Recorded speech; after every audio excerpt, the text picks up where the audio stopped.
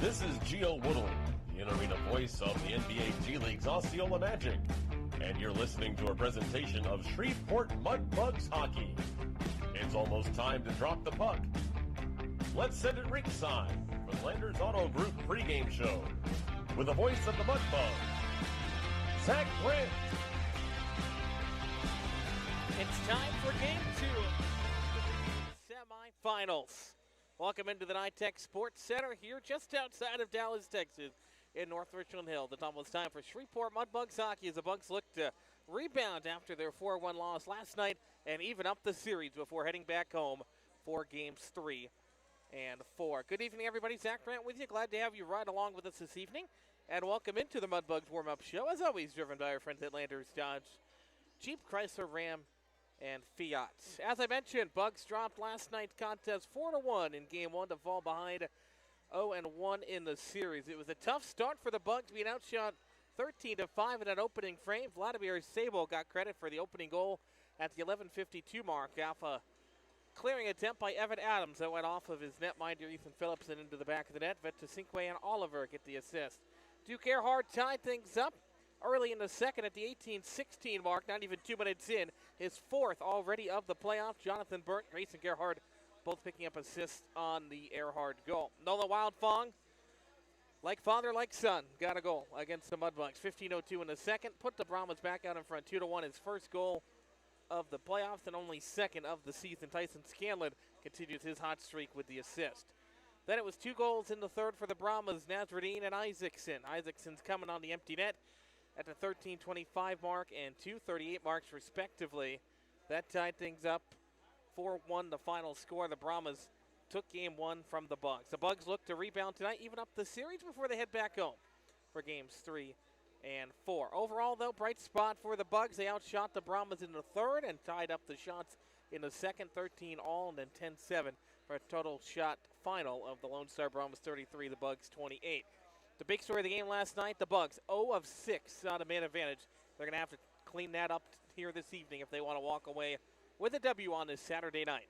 And head coach Jason Soupy Campbell in his video session earlier on talked a whole bunch about the power play.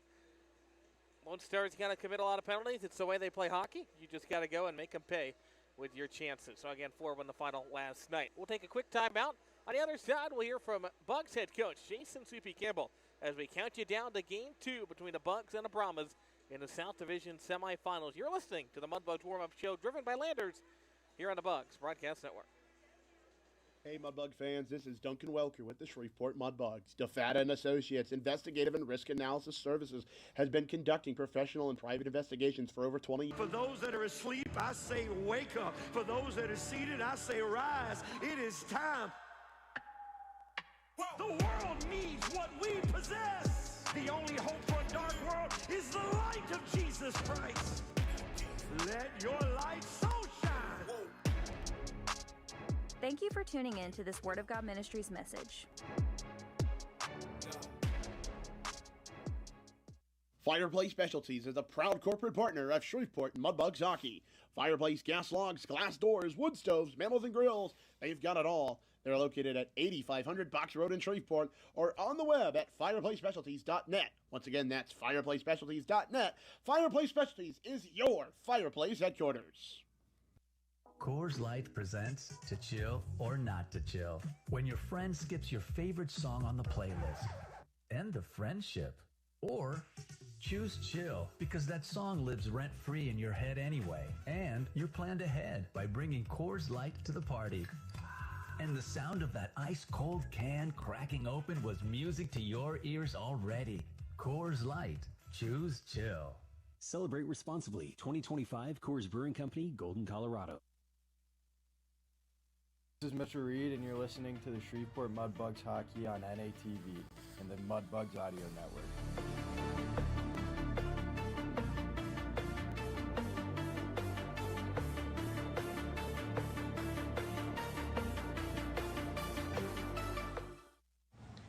Counted down to Game 2 of the South Division semis between the Bugs and the Brahmas. Bugs look to rebound tonight and even up the series. Welcome back into the Mudbugs warm-up show. Talking now with Bugs head coach Jason Soupy Campbell. Last night, the win streak ended at 3 games. Good effort early last night. Phillips made some amazing stops, especially in the first few moments, as he's done all year. But that own goal, it kind of seemed to shift the tide a little bit. Yeah, I mean, it's a tough break, you know. Adams works so hard and plays so good for us and puts it all out there all the time. It's just an unfortunate bounce off of him, doing a good job covering the middle of the ice, and goes off him and in the net. So I feel terrible for him. But, you know, you kind of, we gave up some pretty good grade A's before that, you know, so you're kind of like, man, the hockey gods told us right there that, you know, we better tighten the ship in front of our net and all that kind of stuff. We kind of weathered the storm a little bit and found a way to tie it up, and then they were able to get another one on us pretty quickly, which again, just can't happen. You know, we just 2-on-5 at that point, and they found a way to put it by us. So just can't happen. You know, as soon as we tied up, we gotta respond better to when we score, just like we gotta respond really good when we get scored against. And you mentioned it a little bit earlier, but the D-zone play has been the biggest thing that jumped out to me last night. We had that stretch there in the late in the first where I think it was 3 or 4 minutes we didn't get the puck across the red line. What's kind of the move tonight to open up the breakout play? Well, you know, we weren't reading the plays well enough. The support was there sometimes to break out well, and we just didn't see it, or we made the play and we just didn't connect on it. So we went over a lot of that stuff, you know, just looking at our breakout options, our neutral zone options, you know, just to support the puck better, move the puck better, and help us get up and through the neutral zone and put the pucks in their zone. So, but we just have to be able to protect the middle of the ice better, that's for sure. We kind of exposed a lot of that open ice in the middle, and they took advantage of it, and can't happen tonight. And not all negative last night. Offense had some great highlights. You mentioned the goal, and then you know, they set up a few other plays really nicely. Brady Craig just made a bunch of big stops, but the offense got going once he got into the zone. Yeah, after the first period, you know, we really just got outworked last night. And then our guys found a way to kind of battle back in the second period, and we kind of gained some momentum, but and we just didn't take advantage of the other opportunities we had. So Lone Star's tough to crack defensively, and when you expose them and you get these opportunities, you got to try to take advantage of them. And we had a few chances, especially, you know, power play opportunities too. Just that hurt us not getting one on the power play, you know. So hopefully tonight we take more advantage of those opportunities. And we talked with Smitty last night, so I'll kind of revisit some of this with you. As we investigate our opponents, what did you expect out of Lone Star going into the game? And did it kind of match what we got, or was it kind of a surprise coming off the back? I felt like they were exactly what they thought they would be. You know, they're going to work hard. They're going to have good defensive layers. They're going to be connected as they come up the ice, and their special teams are going to be good. You know, they're a good hockey team, and they played that way. But again, the biggest thing is, you know, we just can't get outworked, and we talked about that today, and that should not happen tonight. It will not happen tonight. It can't happen tonight. The thing I really liked last night as well, as you kind of mentioned, that Lone Star playing their physical game they're known for. Got a little chippy at times from their side, but the Bugs really didn't respond. They kind of stayed above the fray, and the penalty showed that at the end of the game. Yeah, I actually really feel like our guys have been pretty disciplined, you know, and they need to stay that way. This is the time of year where you need to stay disciplined, and they did a great job, and we ended up getting power plays because of it. We just didn't take advantage of those opportunities. So we just need more of the same tonight. Just stay disciplined, and outwork our opponent. Alrighty, lastly, before we let you go here, kind of look at the Bugs the last couple of weeks. Who's jumped out at you the most? Well, there's a few guys really, but you know, initially I think of Duke Earhart. You know, I know he scored last night, but he's been in the mix with everything lately. You know, just he's been getting on the score sheet quite a bit, but he again contributes in all areas of the game. He's good 5-on-5. He's a power play guy. He helps our PK out big time. The other player would be Will Trombley. I just think he's done a lot of really good things. Even last night, he's just winning puck battles for us. That kind of goes unnoticed sometimes, but you know, for a good month now, he's been maybe a month and a half on the power play, 5-on-5. He's been heavy on pucks and winning us possession of pucks, and that's a huge thing, especially in playoffs against a team like Lone Star. Absolutely. Well, thank you for your time. Good luck, son. Thank you, Ziggy. A quick timeout. Back in a moment here on the Bugs Broadcasting. Did you know that Shreveport Regional Airport offers more daily flights than any other nearby airport? Daily flights to Atlanta, Charlotte, Dallas, Denver, and Houston means you're one stop from anywhere in the world. Make the short drive to Shreveport and start your vacation sooner. Down Home Meats is a proud corporate partner of your Shreveport Mudbugs. Whether you're grilling outdoors looking for a hearty or flavorful sausage for breakfast, a gumbo platter, or anything else, Down Home Meats has the perfect sausage for all occasion. Once again, that's Down Home Meats in the Stonewall, Louisiana area and available at all major grocery stores. Down Home Meats, the perfect old school smoke flavored sausage and doing old school sausage the way it was meant to be. Get ready, Louisiana!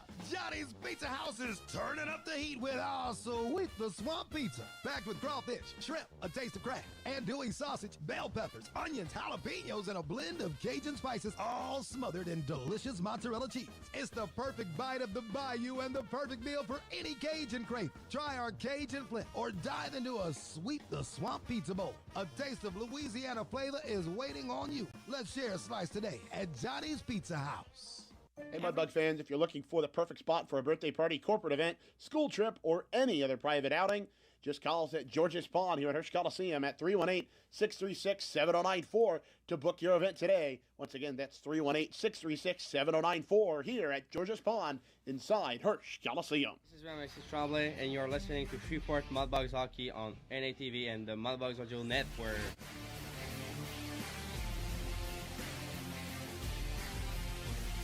Already back here on the Landers Warm-Up Show, awaiting the start of game number 2 of this Best of 5 South Division semifinal series. Zach Grant back with you here for the NITEC Sports Center, and before we get to tonight's matchup, it's time as always to take a look at our starting lineups and our Morrison DeWitt Injury Lawyers Injury and Scratch Report with Duncan Welker. Thank you, Zach. Firstly, for those Whataburger starting lineups brought to you by our friends at Whataburger. Whataburger, just like you like it. Firstly, for these Lone Star Brahmas, at the left wing, number 17, Leo Isaacson. Taking the opening faceoff, and at center, number 55, Dillard McFadden. And at the right wing, number 77, Jackson Vates. At the back line for the Lone Star Brahmas, at the left defense, number 24, Denver Dampoose. And at the right defense, number 72, Maddox Talacquil. Getting the start in net tonight, once again, for the Lone Star Brahmas, number 35, Brady Cray. Of course, these Lone Star Brahmas, as always, led by head coach Dan Wildfong and assistant coach Logan Murphy. And the head equipment manager of the Lone Star Brahmas is William Klein. Now, ladies and gentlemen, here is your Whataburger starting lineup for your Shreveport Mudbugs. At the left wing from Allen, Texas, number 7, Grayson Gerhard. Taking the opening faceoff, and at center from Sault Ste. Marie, Michigan, number 23, Evan Hoagland. At the right wing from Manhattan Beach, California, number 12, Duke Earhart. At the left defense and the back line for the Bugs tonight, from Vandalia, Ohio, number 2, Mitchell Reed. And at the right defense, standing at 6'4" from Denver, Colorado, number 6, Remy Pusateri. And getting the start in net tonight for the Bugs, from Gormley, Ontario, and in between the pipes, number 31, Tyler Hodges. Of course, as always, your Bugs are led by head coach Jason Subi Campbell. Assistant coach is Brett Smith. Honorary assistant coach is Chris Lane in the building tonight. With us tonight, and athletic trainer is Hunter Robinson. And, of course, as always, your head equipment manager is Billy T. Welker. Those are your Whataburger starting lineups for both the Lone Star Brahmas and your Shreveport Mudbugs. Brought to you once again by our friends at Whataburger. Whataburger, just like you like it. As the 4-man officiating crew makes their way out onto the ice. A lot of opinions about this officiating crew. But before we get any further into that, now time for your Morrison DeWitt Injury Lawyers Injury Report. Once again brought to you by our friends at Morrison DeWitt Injury Lawyers. No injury names on the side of the Bugs tonight. Healthy, healthy, healthy. Now, saying healthy, healthy scratches for tonight. Number 37, Jason Simons, and number 21, Jared Griner. But other than that, clean bill of health for the Bugs tonight. Love to see it.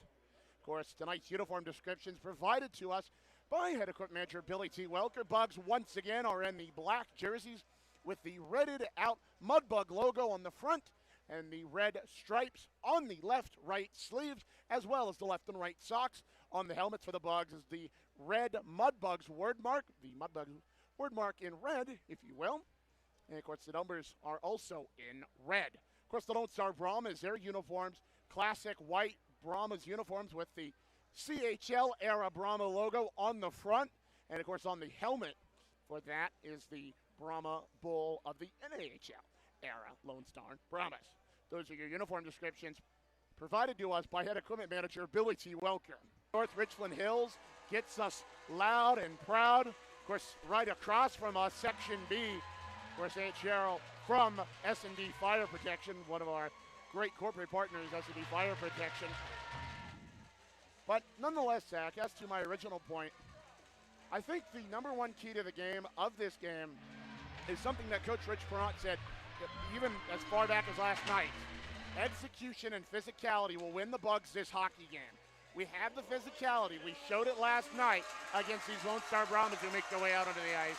But if the Bugs can execute as well as have the physicality and limit those defensive turnovers and limit those odd man rushes from the Lone Star Brahmas, the Bugs can tie this series up and go back to Shreveport with the tasty dub. But that's all I got on that side of things, Zach. Well, and that's the important thing you mentioned, going back home for the next two games. So a win today would put the Bugs in good position to take the lead in the series when they return back home, if they can get the victory here today to tie up the series. Good crowd on hand. You mentioned a lot of Bugs fans down across from us. Some more down to our right as well, but Cheryl and the rest of the crew over there have got a whole party going on over there across the way. We'll take a quick timeout. The opening puck drop of Game 2 of the South Division semifinals comes your way next on the Bugs Broadcast Network. Congratulations! You kept a plant alive another day. You deserve a refreshing reward. Introducing new Whataburgers from Whataburger. You finally returned a text. Thumbs up emoji. You hung up a shirt. You changed a light bulb.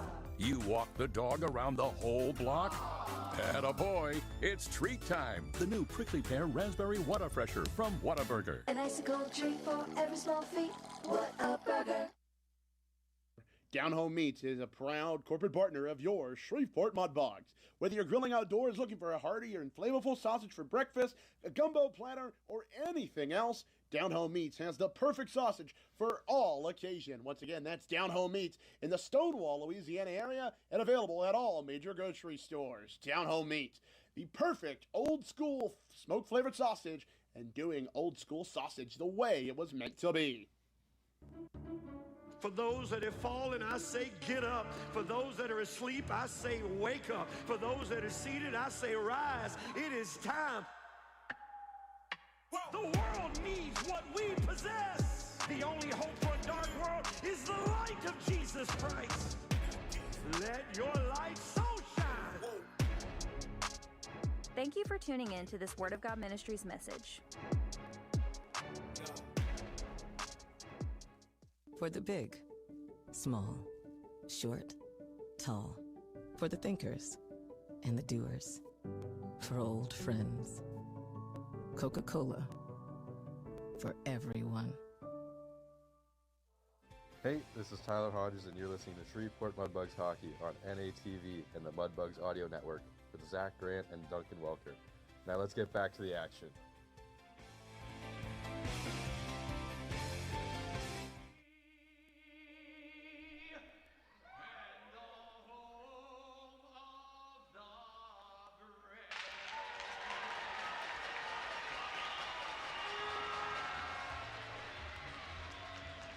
All right, welcome back on this Saturday night. Almost time for Mudbugs hockey in Game 2 of the South Division semifinals.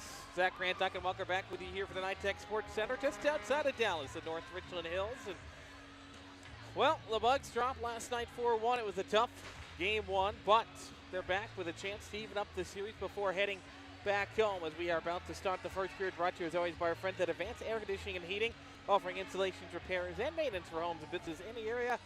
Log on to advancedac.com. That's advancedac.com. Before we get started, Duncan, your final thoughts. Well, firstly, Zach, great national anthem singer the Lone Star Brahmas provided. But I'll be honest, that last bar there reminded me a little bit of the scene in Mystery Alaska. But that's a bit of a deep cut there. As for this game, though, Zach, Bugs got to come out hot and heavy. This is a team, as I mentioned last night, these Lone Star Brahmas, you can't play fancy again. You can't do a tipsy-do, how do you do, and expect to get results. Or an X's and O's team, as Rich Morant told you, Zach. They're going to take it to you. But on the other side of things, even as I mentioned last night, if we take it back to them, throw it back in their faces, we can get the series tie and get the tasty dub. That being said, signals all around. Boys up on their feet. Evan Hogan on the draw. Zach, I'm excited. Let's get her going, brother. The puck is down, and away we go. It's game 2 of the South Division semifinals. Bugs and Brahmas on this Saturday night from just outside of Dallas, as the Bugs will start it up on the attack. Pusateri chips it ahead, and this is going to be icing, as he was just a half a step back behind the purple line. It should be red at center. We get a little mix-up after the play here. Good time to introduce you to the guys wearing stripes tonight. It's Sam Wilson Jr. and Nick Artunian are the referees, the linesmen. Colton Edling.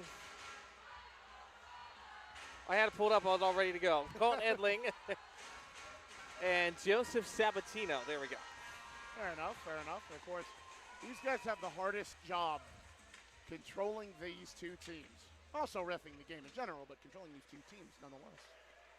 Well, let's get out here last night. The Brahmas fans weren't big fans, as the Bugs found themselves with 6 power plays in the game, but I thought they called a good game overall, back and forth. As Pusateri takes it from Scanlon as he dumps it in, only gets to the circles where the Brahmas pick it back up in their own end. 30 seconds gone in the opening period as Ventasinque sends one on net for the left point. Scanlon corrals a rebound. He gets hit hard against the boards, and the puck dribbles back out to center ice. Picked up by Duke Erhard. He's got on his stick, the lefty stick. Toe drag it over the line to stay on side. Now it's a turnover and a 2-on-1 almost developing, but Sable can't corral it cleanly. Goes all the way back in the zone for Evan Adams, who rips it up the board. Nazardine steals it away. Down the middle, Lucier. In the slide rebound. Scanlon fighting through 3 Bugs. Couldn't get the puck cleanly, but it goes back up top for Nazardine. High slat, snaps it off to the right that time. Big drive for Sable, goes up across the net front. Bugs get the rebound, and they'll bank it off the boards all the way back out. Icing is washed off. Played by the Brahmas back behind their own net. 18:45 to go. Opening frame just underway here on this Saturday night in Game 2. Bugs look to even up the series here in this advanced air conditioning and heating first period, as Owen Case will wrap it around the boards far side for Birchfield. Chips it up the wall for Tremblay, who throws the body around. Puck bounces to his number 24 counterpart, Denver Dampoose, who had a goal last night for the Brahmas. He had the 3rd Brahma goal as it goes far side now. Chipped in to the corner by Alexander. Murray's got it on his stick. Around 2 defenders. Up top again. Wrapped around the boards. Comes near side for Dampoose again. He pinches and covers up the puck at the left hash marks. Into the slot. Bounced up top. Big one-time drive for Alexander. And Tyler Hodges makes his stop. And Duncan, the biggest key to this one tonight is got to be what kind of start we see out of Tyler Hodges, making his first start since the very beginning of April against El Paso. No, absolutely, and I'll be truthfully honest with you, Zach. A lot of people, when they heard the news that Tyler Hodges was starting tonight, a little on the leery side, because as you mentioned, he only has since played 1 game in the month of April. So a little leery are some Bugs fans when hearing Tyler Hodges starting tonight. But you know what? Plays like that from Tyler Hodges will quell those fears. Right circle, that shot goes off the side of that. Picked back up by the Bugs in their own zone. Tyler Hodges solid in the regular season. 16-14, 2-5, 2.80 goals against, 904 save percentage. The Bugs work into the offensive zone, but immediately it's picked up and wrapped around the boards by Talakaro. Bugs will pinch and hold in. They clearing a tip. Wolf Talby's got it at the right point. He's going to cycle it down low along the end boards. Comes far side for Mitchell Reed, who grabs it and now feeds it back behind it again. The Bugs trying to set something off offensively. Almost 2.5 minutes into the game. High slot. Wolf Talby's drive got redirected. Goes just past the near post.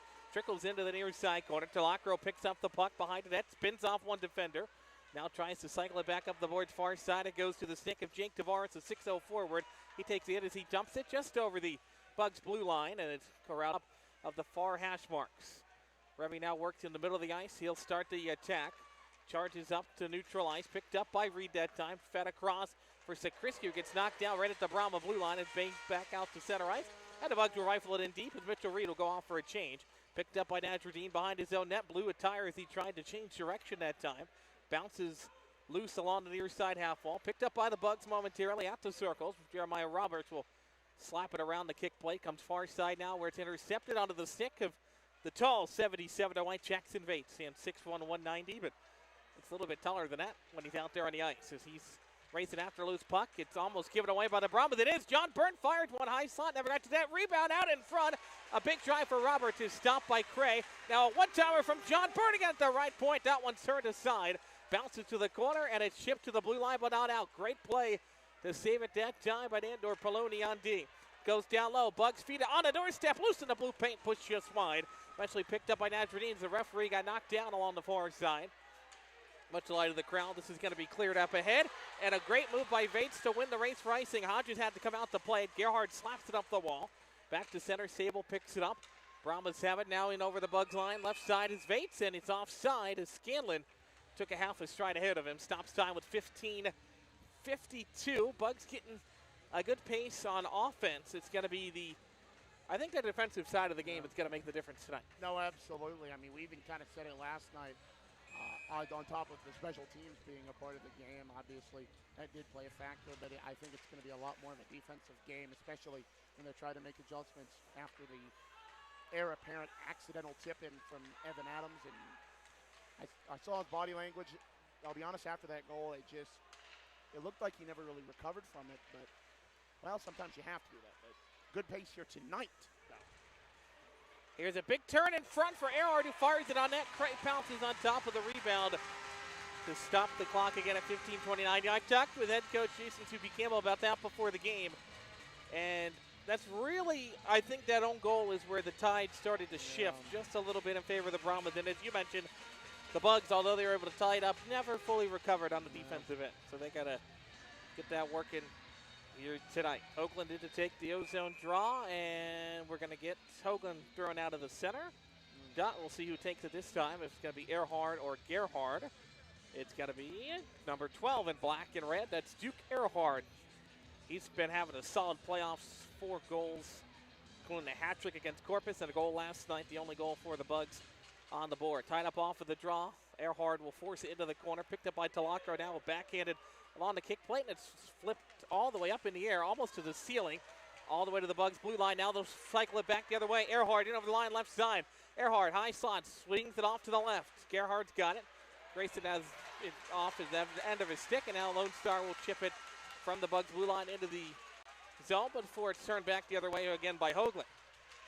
Hoagland right point, dumps it off of the window, bounces off the back of that. Rebound, top shelf. The Bugs snipe one. Not even 5 minutes in, the Bugs strike first off a weird hop behind the net, but we'll take it. It's a big goal. Duke Earhart leads the line. It's his 5th of the playoffs, and it's 1-0. Diamond Duke Earhart mining those goals, even in the weirdest ways. I'll be honest, that shot, of course, it'll be Duke Earhart, Evan Hoagland, and Grayson Gerhard on the assists. No, but Duke Earhart finding ways to score goals, and you love to see it, even from a tough angle down there. If you look on the replay on NATV, that was a little weird, I'm going to admit. But you know what? We'll take it. Bugs lead 1-0. Let's go. Yeah, it was a clearing attempt that time by Hoagland. He was going off for a change. It bounced off the window and then bounced off the side of the net where it went right to Duke's stick. And he just fired one at the goal line. Almost like a volleyball play, like trying to keep it right down the tape. That's what he did there. 1-0 Bugs, 14:50 and rolling here in the first as Willie Tremblay will dump it in off of the face-off. Bugs doing a good job getting the puck deep tonight as it's played behind the cage now by Alexander Oliver. But he gives it away. Bugs get it back. High slot. Tremblay fires a one-timer. Stopped by Cray, and then Nazarine's going to start some things in front of the net that time. As Tremblay also in there providing some patrol. And, you know, we talked about this with head coach Jason Snoopy Campbell during the pregame interview. I was impressed by the Bugs. Their discipline last night, not responding to a lot of the stuff just like that. No, absolutely. You have to keep a calm, level-headed game, especially when you're facing off a team of this caliber in the Lone Star Brahmas. Speaking of which, 2 things about Nolan Wildfong. One, on the face-off back after the Bucks goal, I saw him kind of whacking towards Jonah Jasser, who kept his own composure. I find that kind of funny, but just interesting stuff there. So we'll have to keep an eye on Nolan Wildfong. Bugs win it back to the blue line. Poloni sends it deep. Now up top again for John Byrne. Snaps it right. Roberts from a deep. Blasted it just wide. Yulia got knocked down in front. He sent it a couple of slashes away of McFadden. Now the Brahmas charge ahead. It's Isaacson over the blue line. Swings it left for Dampus. His shot blocked by John Byrne. What a great defensive play by Johnny that time. And the puck never even went on the net because he got a piece of it to send it out of play with 14-11. Not gonna lie, that took a kind of in and out bounce off the netting there, the bottom of the netting there. But of course all puck out of plays this season are brought to you by friends at Johnny's Pizza House. Johnny's Pizza House, let's share a slice of the best pizza in town. So Sable in to take the draw. He got credit for the goal last night that opened up the scoring. Tonight it's the Bugs' turn to get on the scoreboard first. They lead 1-0 with 14:04 left to go in the opening frame. Evan Adams carries the puck ahead to center. To the right for Ryan Baird, who wraps it around the kick plate. Ryan returning to the lineup after a couple of games off. Did not play against Corpus and did not play last night against Lone Star, but he's back out there tonight. Brahmas start to break out. A big hit there as he cleared the puck ahead. Now comes Sable, right side, charges into the offensive zone, hits a break at the circle, slides it back up top. Dampoose. O'Keefe calling for it along the near point. Haven't gotten it to him yet. Now Dampoose fires one, bounces up in the air. Wolf-Talby can't glove it down to its stick, but he's going to get some help from Joe Semengo, who backhands it to center ice. Scanlon brings it back in, gets hauled down. Crowd wants a call. They're not going to get one as Wolf-Talby will play. It looked like some good defense that time. Crowd doesn't agree, but they see with their hearts and not their eyes. As it's played up ahead now, Ventacinque into the zone. Big drive there. Capano lifted it just wide as Hodges missed glove that time. Scanlon takes a big reverse hit that time. He gets knocked down on top of the puck.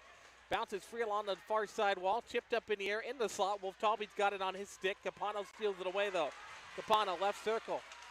Makes one defender miss. Now inside up top, O'Keefe at the left point. Walks into the slot. His shot turned aside. The Bugs clear it. What a great play that time for Evan Adams on a defensive end. The goaltender all the way out to play it. Lucy had trying to catch the Bugs on a change. He takes a huge hit that time as he sent it trickling wide of the net. Tracked down far side by Geller on the rebound. He'll wrap it around the end wall below the goal line. Bugs pick it up in their own zone, trying to break it out. Capano throws the body on Remy Pusateri that time. Knocks the puck free, but it bounces for Evan Adams, who slides it up the boards and just barely out to center ice. Talacro couldn't field it cleanly at the point, so it trickled out. Lone Star's got a tag up, and Remy will slide it in front of his net for Gerhard, and that's stolen away by Wildfang. Just set down low. Tavares turns and fires one towards the net, bounces wide. Remy picks up the loose puck, slides up the boards for Earhart, who quickly plays it back on a one-time pass in front of the net. Now it's chipped in. This is going to be icing on the Bugs with 12:04 left in the first. Yeah, they're not going to let him change there. By the way, that reverse hit down in the corner right there, that was delivered by Owen Case. You love to see him throwing the body around. I love when he does it because he's got the size. And, you know, we always talk about Remy Pusateri being a gentle giant. I think Owen Case is a little bit more of one than Remy Pusateri. At least that's just my opinion on the matter of things. But good stuff from Owen Case, the Dublin, Ohio native.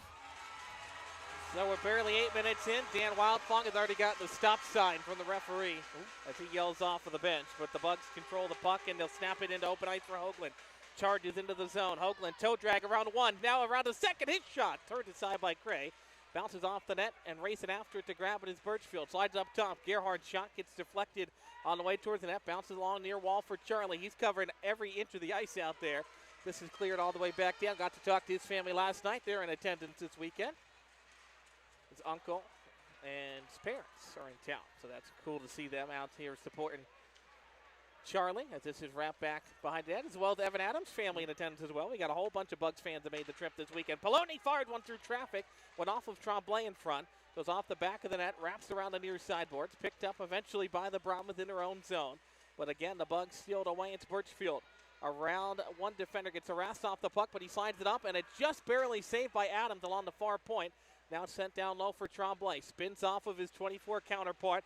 Big size advantage that time for Dampoose, but Tremblay wins the battle up to the point before Isaacson forces a turnover at the blue line. Now up ahead, McFadden down the far wing. McFadden drops it off in the slot for Isaacson. Tried the backdoor feed, and Bates couldn't get a piece of it because a big diving stop that time for John Burt knocked the puck away. Now it's wrapped in by Birchfield. He'll go off for a change. Cray out the plate, almost turned it over. Picked up by Talacro. He'll feed it into the middle at the blue line, almost halfway through the first period. Sable into the offensive zone, lost a handle on it, gets it back in the corner.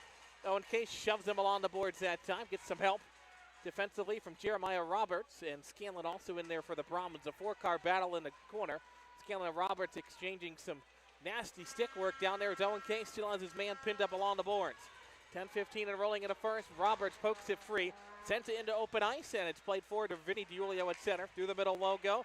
Zakrisky and Roberts had some friendly fire that time, but the Bugs still have the puck as Owen Case takes a hit as he checks it down, as he sends a cross check back the way of Tyson Scan. 34 in the first. Yeah. 34 in the first. Yeah, I was about to say, including us. So, and now Dan Wildfong asking one of two man in stripes down there for, I really, believe me, I kind of wish we had mic'd up refs, but it'd be interesting to see from their perspective what Dan Wildfong is asking of them. Well, I've said it before, the many times genius or insanity of Dan Wildfong on display again. Hello. That shot blocker down. Him and Nick Aratunian have not seen eye to eye tonight. Semengo with a drive. Kick save that time for Cray. Bounces far side Scanlon. Picks it up and he lifts it back out to center. Mitchell Reed picks up on the red line. He turns it over. Brahmas into the offensive zone.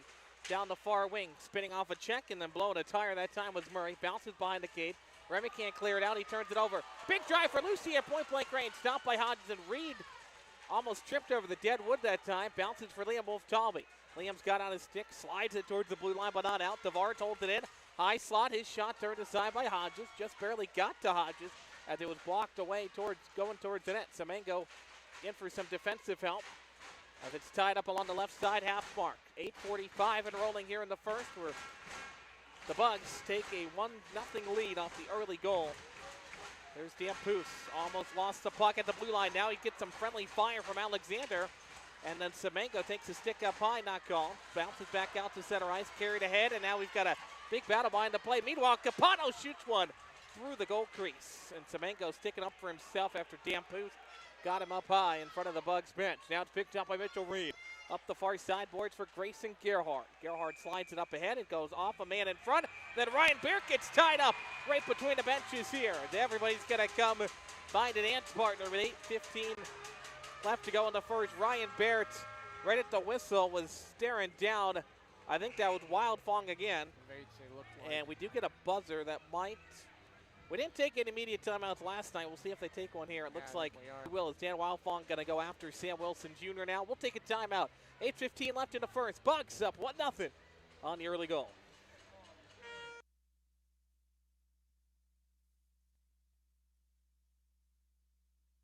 Coors Light presents To Chill or Not to Chill. When your friend skips your favorite song on the playlist. End of friendship. Or choose chill, because that song lives rent-free in your head anyway. And you're planned ahead by bringing Coors Light to the party. And the sound of that ice-cold can cracking open was music to your ears already. Coors Light. Choose chill. Celebrate responsibly. 2025 Coors Brewing Company, Golden, Colorado. Mudbugs Hockey is always brought to you by our friends at Johnny's Pizza House. Let's share a slice of the best pizza in town. And by Buffalo Wild Wings. Wings, beers, sports. 8:15 left.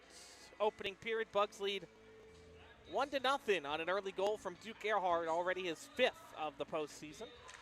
And that's where we stand. Shots are 7-6 in favor of Lone Star. Bugs have done a good job in the defensive end. That needs to continue here in game 2. As John Burnt will carry it ahead to center ice. Poked away from him by Isaacson right at the blue line. Drops it off for the trailer. Big drive and a great back check that time by John Burnt to stay with it and knock the puck away from Jackson Vates. Now Isaacson forces the turnover. He lifts it just over top to net. Bounces far side. McFadden tries to send it down low for Vates. Vates looking for McFadden. And McFadden gets spun off the puck that time. Bounces to the stick of Evan Hoagland. Now it's slid up the boards and the Bugs get to clear out to center. Pushed up ahead again for Duke Earhart at the red line. Eventually dumped back in. Bologna. Isaacson seals it away again at the blue line.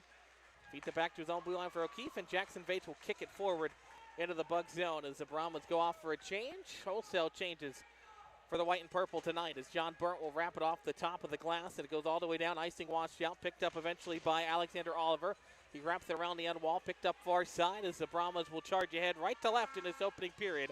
It's dumped into the Bugs end. Evan Adams going to win the foot race to it behind his own netminder, but it's stolen away for a moment that time by Nazarene. Now Owen Case whacks it to loose puck, bounces it up the wall near side for Tremblay. At the half wall, leaves it off below the goal line for Evan Adams. Through the skate to the referee, takes a check from Scanlon. The Bucks play to the blue line and back out to center ice. And then Tremblay almost forced a turnover He got knocked down reaching for the loose puck. He's back to his feet, though, as it's played by the Brahmas once more. It's Alexander Oliver behind his own net. Now works off and then blew a tire at the blue line, almost turned it over. Tremblay watches it down to his stick out of midair and over the blue line that time. Dump behind the cage. Brady Cray picks it up, tries to wrap it off the top of the glass. He does so successfully to the blue line. Brahmas still can't clear it. They turn it over once again.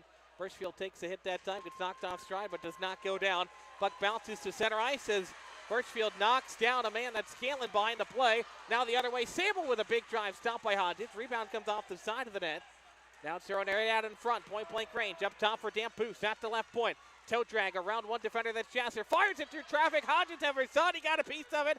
It's cleared out by the Bugs. Might be icing, and it will be. It's a linesman won the race that time with Capano.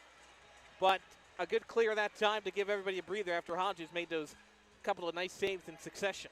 No, absolutely there. And by the way, down there in the corner, Charlie Birchfield was tied up with a Brahma, and the thing is he got held up, and that was number 7, Tyson Scanlon. And so he gets held up by him, and so he just kind of leaves his stick there. So, I mean, sometimes you have to do that, but yeah, at the end of the day, everyone is relatively okay, and things are relatively calm. So, but not for long. So Dampoose has to play it back to center, even though the Brahmas won the face-off. Var takes the check from Willie Tremblay. The puck bounces in the Bugs' end for Reed. Backhands it through traffic to Remy Pusateri. It's turned over. High slot. Now down to the goal line. Shot there. A diving stop in front. Now Dampoose tries to one-timer. He whiffed on it. Willie Tremblay will saucer it back to center ice. All the way back to the Brahmas' blue line where Eric Alexander turns it over to Vinny DiUlio. Hits the brakes at the right circle. DiUlio shoved against the boards. He's knocked off the puck. He's tied up that time with Alexander. Bugs trying to work something free in the offensive zone. DiUlio is still being separated from Alexander by the linesman along the near side while the puck goes far side. Up top for John Burt. Nice spin move to keep it in the zone, but going to turn over. Murray takes a huge hit at the blue line. Puck bounces back out to center. John Burt kicks it to the middle for Roberts. Roberts into the offensive zone. Down to the bottom of the right circle. Hits the brakes. Will wrap it around the boards. Comes far side. Racing after it down in the corner again. The Bugs get it. Offensive zone. 5 minutes to play for Spirit. Bugs up 1-0 on the Duke Earhart goal. Coming early in the hockey game off a bounce behind the net that he just rifled one from the goal line. Here's Sakriski. Hesitates to Roberts in the slot. Poked out to center ice by the Brahmas. John Burt will lift it back into the Brahma end. Lone Star picks up. It's O'Keefe. He'll settle it down behind his netminder, Brady Cray. That's 2 straight starts for Brady Cray over Leo Gabriel as the puck is carried into the zone that time by the Brahmas. Lifted off the top of the glass. Semengo up ahead for Barrett. Trying to get it on man rush. But Lexell will jump in front of him. Lexell gets the puck along the corner that time. Wraps it up the near boards. 4:20 and rolling. First period carried ahead. Tavares is going to try to win the foot race. Owen Cates gets to the puck first. Tied up along the wall, though. Bugs get it back. It's Adams. He takes a body.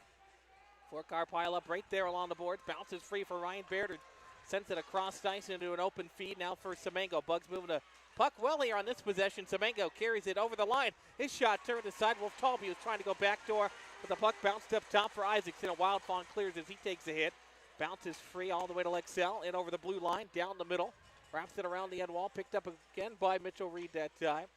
Reed works to the far side. Up the wall for Gerhardt. He saucers it across for Ryan Baird. Goes over his stick, but he's going to race after it with Nazardine. Gets tied up along the wall. And that's going to be a penalty coming up. It should be on the Brahmas. We'll see. They were both battling. In football officiating, we'd call that mutual combat, but we'll see who gets called for the infraction here with 3:38 left. The first power play of the game is going to be upcoming for somebody. It looks like it's going to be coming up for the Brahmas. It looks like the Bugs are going to be short-handed. Ryan Baird takes the penalty. Interesting. Interesting stuff there. But you know what? Sometimes you lose sight of what happens is number 9 gets thrown. 2 minutes on the board. So the Bugs got to go to work on this first choice personnel penalty kill here. And the biggest thing is on that first choice personnel penalty kill, Zach. You know, we've talked about it pretty much all year, even since when you got here. These penalty kills had a really good reputation. Obviously, playoffs or regular season are one thing. Penalty kill has to continue tonight. Bugs penalty kill only saw the ice twice last night. They were successful both times.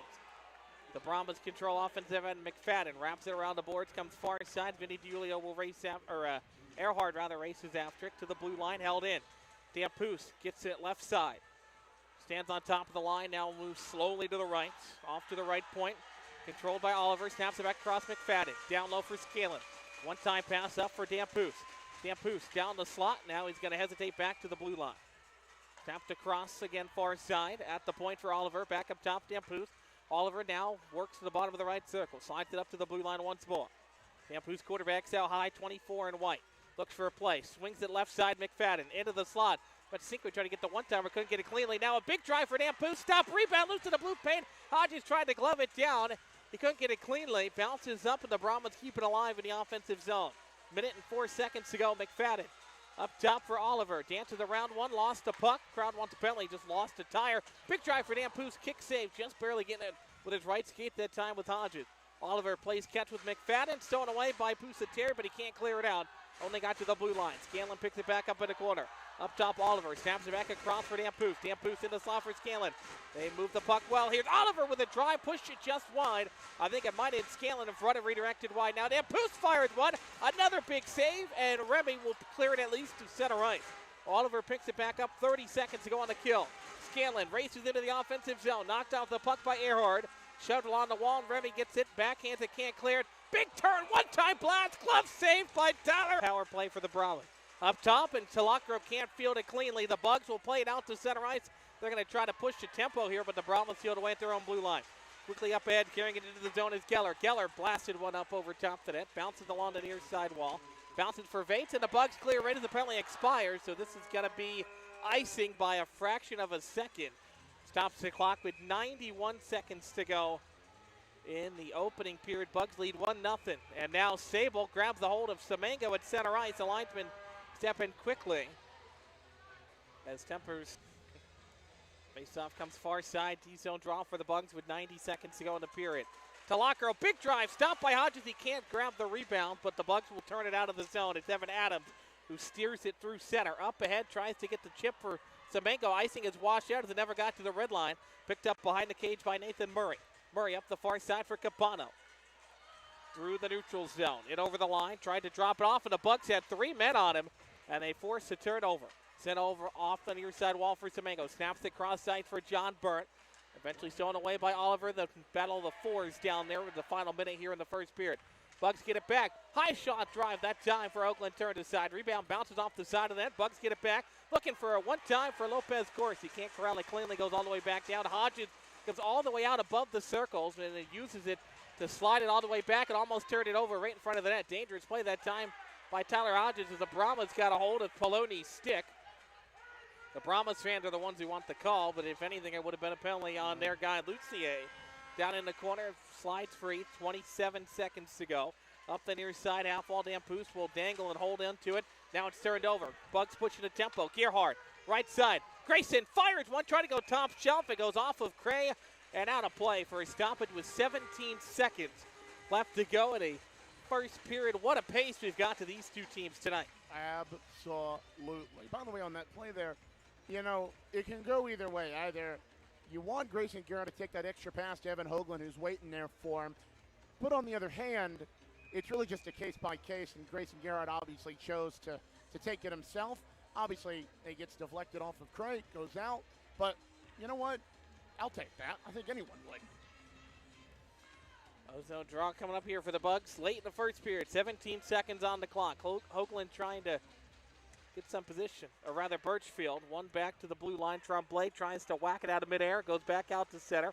Really then tries to turn and fire. Goes off of Brahma right to Birchfield, who still can't get it in the zone. The Brahma's doing a good job staying on top of the blue line. Now Adams will dump it in. Goes just wide of the net as the buzzer's going to sound here in the first period. Birchfield delivered a hit, and he's going to grab a hold, and now we've got a Donnybrook developing in the far corner. Isaacson grabs the hold that time of Charlie Birchfield, who had the hit right at the buzzer. Jonas Jasser goes in as a calm head. Owen Case has a hold of somebody, as does Tremblay. He's got a hold of Isaacson, or rather Evan Adams does. So the linesmen step in quickly, and looks like they will, cooler heads will prevail after all is said and done. So that is the opening 20 minutes in the book. Shots are 12-8 in favor of the Brahmas. A much different game for both teams in the early going. And the Bugs hold the 1-0 advantage after the first. As you said, much different period from last night. Just a much different tempo game from last night. Bugs lead 1-0. Love to see it. Shots at 12-8 in total of the Brahmas, but still love to see the offensive effort from the Bugs. Love to see the physicality. But again, it all goes back to what Rich Perrant said. Physicality and execution together makes it work. And obviously the scoreboard shows that. So we'll see. There were some penalties dished out. Not quite sure who they might be on. It looks like the Bugs might be shorthanded coming out of the break. The only penalty on the board right now is to 22, Charlie Birchfield, 2 minutes for roughing. So we will check that out on the other side of the break. We're going to take a quick timeout. First intermission report, as always, brought to you by our friends at the North Caddo Express Loop in Vivian, offering oil changes, inspection stickers, transmission services, and vehicle and key fob batteries. Mention discount code MUDBUGS25. Get 10% off your service. Call 318-375-5823. But again, that is on the other side of the break. Bucks lead 1-0 after one. In your business, DeFadden Associates can get you the information you need. Call Jerry and the team today at 318-635-9944 to talk about your case, or visit them online at defadapi.com. For those that have fallen, I say get up. For those that are asleep, I say wake up. For those that are seated, I say rise. It is time. The world needs what we possess. The only hope for a dark world is the light of Jesus Christ. Let your light so shine. Thank you for tuning in to this Word of God Ministries message. Because that song lives rent-free in your head anyway, and you're planned ahead by bringing Coors Light to the party. And the sound of that ice-cold can cracking open was music to your ears already. Coors Light. Choose chill. Celebrate responsibly. 2025 Coors Brewing Company, Golden, Colorado. This is Mr. Reed, and you're listening to the Shreveport Mudbugs hockey on NATV and the Mudbugs Audio Network.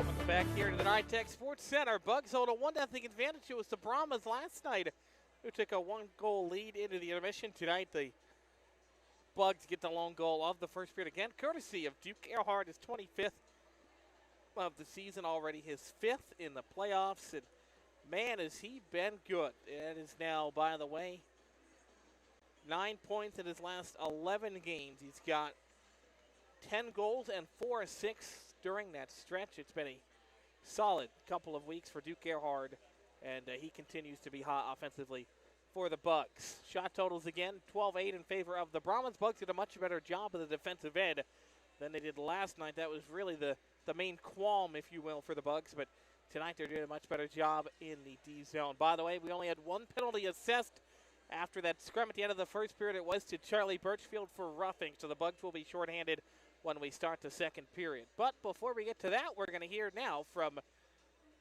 goalie coach Rich Perrant in our first intermission interview here on the North Caddo Express Lube first intermission report, driven by North Caddo Express Lube in Vivian, offering oil changes, inspection stickers, transmission services, vehicle and key fob batteries.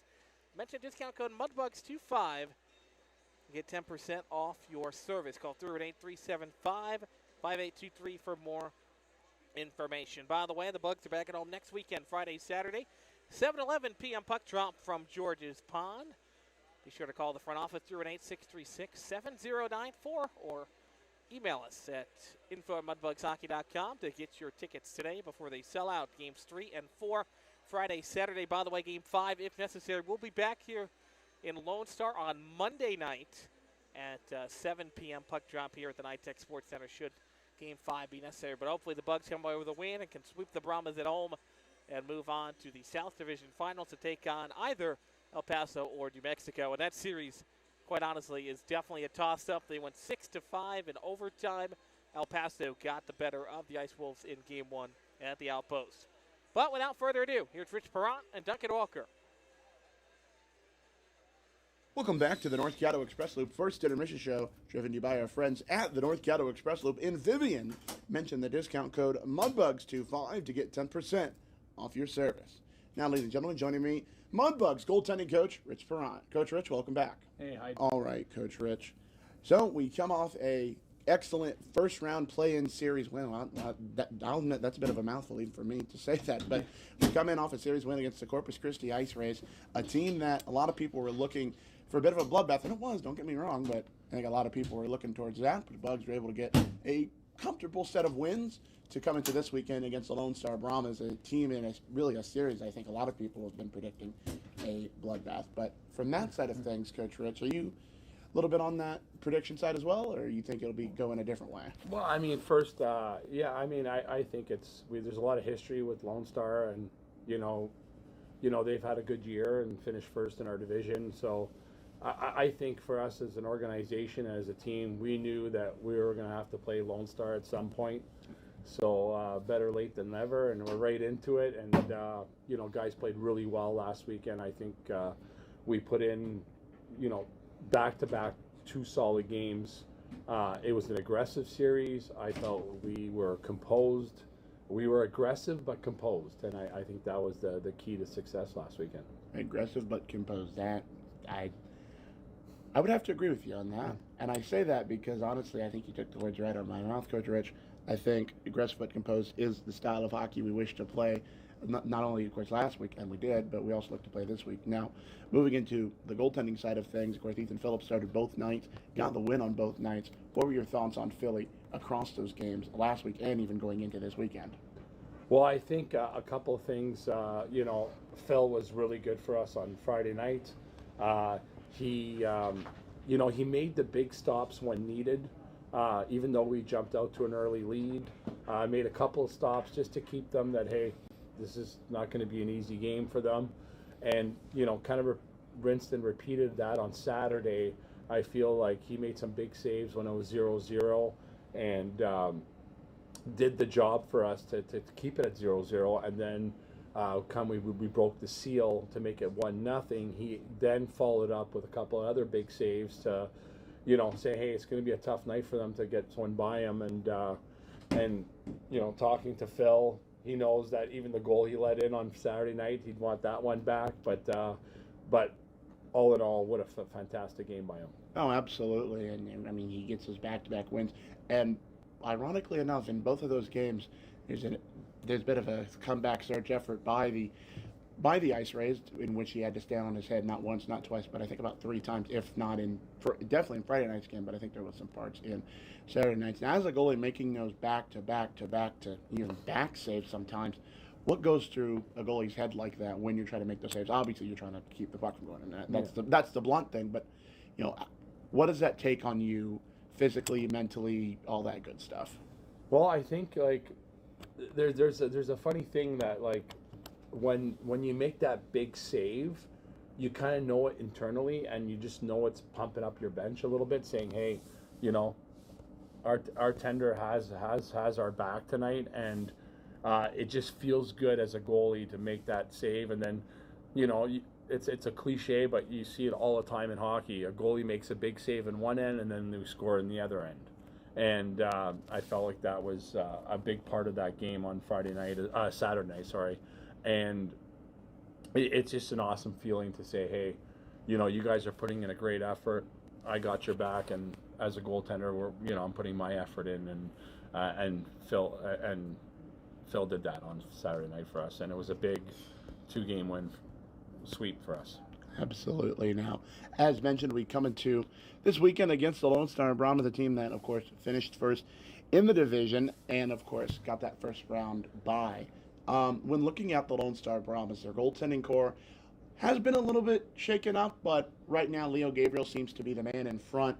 What have been some of the reports on Leo Gabriel coming in, obviously, into this weekend? Well, I think, every year they have good goaltending. They play a great defensive system.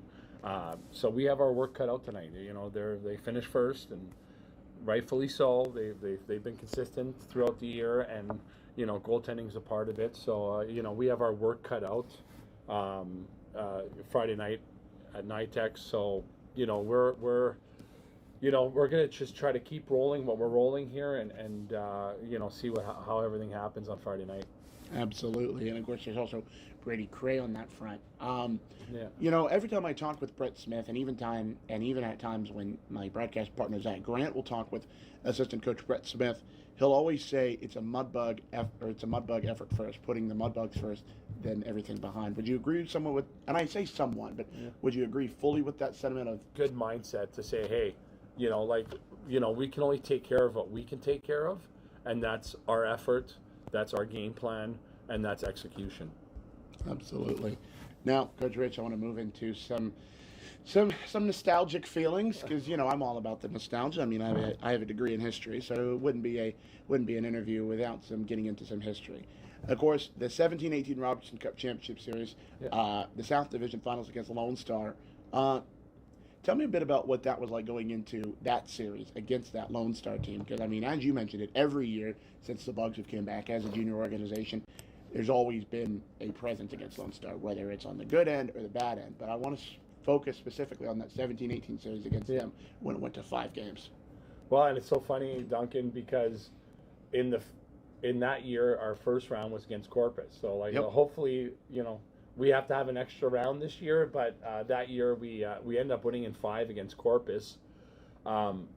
We did finish first that year in our division, so home ice advantage was pretty key for us because we won pretty much the first 2 games in both series at home, and then we lost both on the road, and we won Game 5 at home in that playoff run, and then we entered into a great Lone Star team. They had won the Robbie the year before in 2017. And so they were a really good team with championship experience. It was a hard-fought series. They had Gibson as the goalie. He was actually a third-round draft pick to the Dallas Stars, so he was a really good goalie. So we knew we had our work cut out for us back then. And but we plugged away. We got the screens, deflections, the rebounds, and we fought our way in. And anytime that we talk about this all the time, South Division's a pretty strong division. So when you get out of this division, you have a great chance at the Robbie Cup, and that's what happened in 2018. We beat Lone Star, which probably were the favorites, coming off of winning the Robbie the year before, and then we, big hot fought series, Game 5.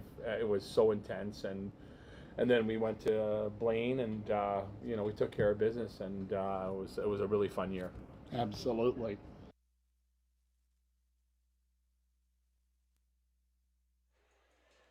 That was part 1 of Duncan Walker's interview with goalie coach Rich Perot. We'll hear the second half coming up at the Sonic Drive-In second intermission report. We'll take a quick time out here on the Bugs Broadcast Network as the North Catar Express Loop first intermission show rolls on. The Bugs have a 1-0 lead after 1. Back in a moment here from North Richland Hills.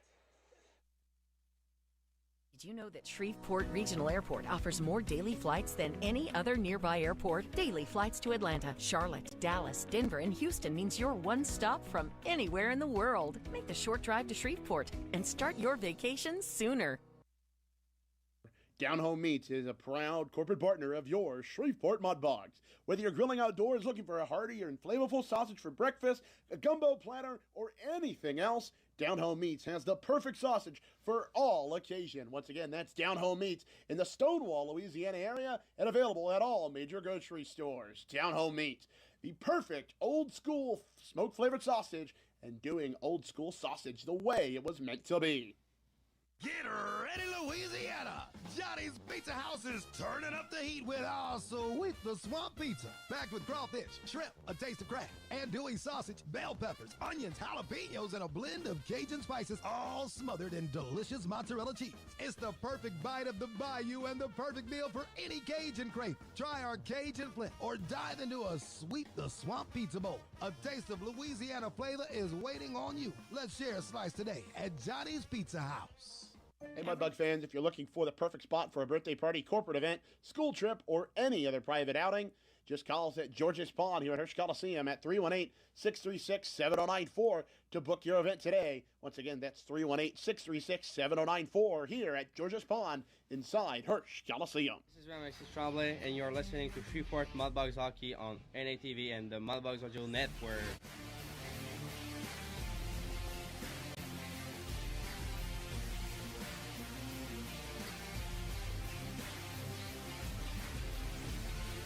Alrighty, back here at the NITEC Sports Center, just outside of Dallas. The North Richland Hills Bugs lead 1-0 after one, but they're going to find themselves shorthanded. Charlie Birchfield issued the only penalty in that scrum at the end of the first, so the Bugs will be on the penalty kill for the second time.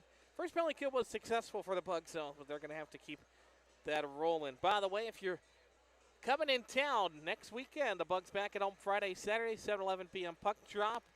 You can call the front office 318-636-7094 for tickets, or email as always info@mudbugshockey.com. And it's also got the family 4-pack in action this weekend. 4 tickets, 4 Cokes, 4 popcorns, all yours for $44 as always. Use the code FAMILY when checking out. Or you can, again, call our lovely staff at the front office 318-636-7094 for more information. Bugs are back at home looking to even up the series here tonight on their final road game to open up the first weekend of the playoffs. And, of course, Game 5, if necessary, would be on Monday night back here in this building at 7 p.m. puck drop for that one. So a little bit earlier than 7:30 because, well, Duncan, these 7:30 games get a little late, especially when these two teams are playing. And no, absolutely they do. And by the way, Zach, so you're telling me for $44 for next weekend, 4 boxes of that oh-so-delicious George's Pond popcorn, 4 tickets, as well as 4 Cokes and just anything else, all that for $44. You're telling me all that for $44.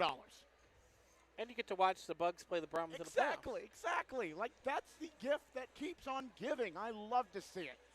So, personally, if you're in the area, you got 4 people, or you know what? Just get 4 of your closest whatever. Come on out next weekend. I'm telling you, Mudbugs Hockey is just a gift that keeps on giving. Speaking of which, I'm going to say this now so I don't get interrupted by a goal on either side, because it's happened twice. Season tickets next season are now for sale. Of course, if you renew by the May 1st deadline, you get entered May 1st, get the gift of Mudbugs Hockey, a gift from May 1st, get the gift of Mudbugs Hockey, a gift from Mudbugs Hockey as we now make our way out onto the ice, and you get to just see all the smiling faces at George's Pond at Hirsch Coliseum. You get to just see all the smiling faces at George's Pond at Hirsch Coliseum. But again, that's next season. Tonight, Bugs lead at 1-0. Of course, we are going on the first choice personnel penalty kill to start the period. Of course, on the last penalty kill, Zach, good effort, good reputation standing of the first choice personnel penalty kill. So has to continue right now as the 20 minutes gets ready to get thrown up on the board. And we're going to have a face-off at center ice because we're not in the NHL. They were voting on that rule change. I don't know if you saw that, Duncan. There is a rule proposal. I don't know if they voted yet. I don't think they quite have. But if you had a period-ending penalty, they would then have the face-off in the offensive zone of the team on the power play. I mean, don't get me wrong. I think it'd be kind of cool. But, okay, and I'm going to take a little bit of a sicko turn here. I would like to see that experimented in like the AHL or the ECHL, even the SPHL, before it gets to the NHL. I know it's weird, but I would just like to see it played out in the minor leagues first before it gets to the NHL, because I'm not going to lie, that's a little weird, but nonetheless, so Zach, I would like to see it. And by the way, for those of you on NATV or the Bugs Broadcast Network stream on YouTube, thank you for letting us know that my mic was a little quieter than Zach's, but well, I think some people might prefer it that way. Either way, Zach, second period getting ready to get underway. Jonah Jasper's going to be on the faceoff against his number 15 counterpart, Vladimir Sable. Puck drops now. The Bugs are on the kill to start the second period. Birchfield, the guilty party that time, as the DeFata and Associates second period gets underway here. As the Brahmas will carry it ahead to Locker, will send it back into his own zone, and Now the charge Ed with a 5-player entry at the blue line. Into the zone they come. That one's wrapped around the Ed boards. Bounces near side for Jackson Bates. Down in the corner. Keeps shoved off the wall. Remy will race after it, but it's going to be won by Lexell. Lexell took on 2 Bugs, and it's rifled down a length to the ice. Good clear early on in the kill. That time for Captain Jonah Jouster as he heads off to the bench for a change. 40 seconds into the kill and 40 seconds into this second period. Bugs lead 1-0. Duke Earhart, the lone goal in that first, as the Brahmas will carry it through center at Sable. Off to his right for Vates. Into the offensive zone, knocked off the puck, but he sits on top of the blue line, held in. Here's Scanlon, walks down the middle. His shot blocked away and before it got to that by Adams. Adams shoves him off along the wall, bounced along the near side half, or far side half wall rather. Sable works up top towards the blue line. Dropped off at the left point. Scanlon walks down, now to Lockgrove, swings it across. Big drive for Isaacson, rebound, Sable puts it in top shelf. They went backdoor on Tyler Hodges, and just like the Bugs last night, the Brahmas are the ones who get an early second period goal to even it up, this one on the power play. Yeah, no, unfortunately right there that's known as a backdoor cutter, some people have said. And unfortunately, it got the best of Tyler Hodges, was waiting on the doorstep there, was number 15, Vladimir Sable. And of course, on the assist of that were number 17 for the Brahmas. Of course, that number 17 being Leo Isaacson, as well as number 72, Maddox Talacro. So, again, it's just taking the opportunities and making the most of them. Both teams have obviously done that tonight, but the Brahmas right there took advantage of that backdoor cutter, if you will, and got it right past Tyler Hodges. Now, that being said, Zach, I'm not trying to play sour grapes here at all, but am I the only one that's noticed that the penalties were assessed at the same time and the game clock is 1 second in 1 second ahead of the penalty clock? Again, that is not sour grapes in the slightest, because we all want to see a fair hockey game, whether you're a Brahma fan or a Mudbug fan. Just a little concerning, but that's just the one thing I've noticed outside of that goal. So 1-1 to score. Sable gets his second goal in as many games. Of course, last night was just awarded to him, going off a buck. This time he gets a true number 13. So it's 1-1. Bugs give up a goal. Minute and 9 seconds into the second period. Definitely not how you want to start that middle frame. And you know, we talked about discipline in the pregame show, Duncan, and there was another one there.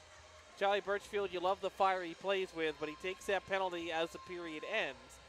And then now the Brahmas have tied it up, and they look to swing the momentum back in their favor. Oh, absolutely. Momentum. I mean, this is about to be, I think, the most blunt statement I've made all year, but momentum is crucial in the playoffs, in this series, in this rivalry. Basically, Zach, what I'm trying to say is, if it's not physicality that makes up this series, it's momentum. So, face-off will be back here at center ice after the Bulls have been collected off of the ice. By the way, as I mentioned, the second period powered by Defada & Associates Investigative Risk Analysis Services. If you have any personal matters, child custody cases, or internal theft problems of your business, call our main man Jerry, 318-635-9944 to discuss your case, or log on to DefadaPI.com. The Bugs immediately pitch it forward. At center ice, it's Tremblay. Knocked off the puck by Oliver. Tries to bounce around him. Cray forces a turnover behind the net. Now it's up the near side wall. Owen Case pinches after it. Against Capana, Lucier blew a tire. Tremblay gets the puck. Threw it through the Met front. Gotten a piece of that time was Charlie Birchfield, but it goes just wide. Bugs pick it back up offensive zone before it's turned over to Murray, who slides it just barely up the boards. Now to center ice. Foot race for it towards the goal line. Eventually won by the Bugs. Owen Case tracks it down. On the near side, banks off the boards for Evan Hoagland. He slides it to center ice. Adams overskated, got it back, but then he turns it over. He's Scanlon 2-on-2, developing the other way. Scanlon down the right side, dances into the slot, swings it left. That shot turned aside by the Bugs, never got to the net. And now they'll start it back up quickly again. It's Gerhard with speed into the zone, fires one just over the blue line. That's up over top the net. Hoagland will pinch after it. One time's a pass in the corner again for Grayson. Grayson tries to throw it to the slot. Nobody was home. Sable intercepting, gets stripped up. Slides the puck forward for Scanlon. At center ice, he's got it to the right of the center circle.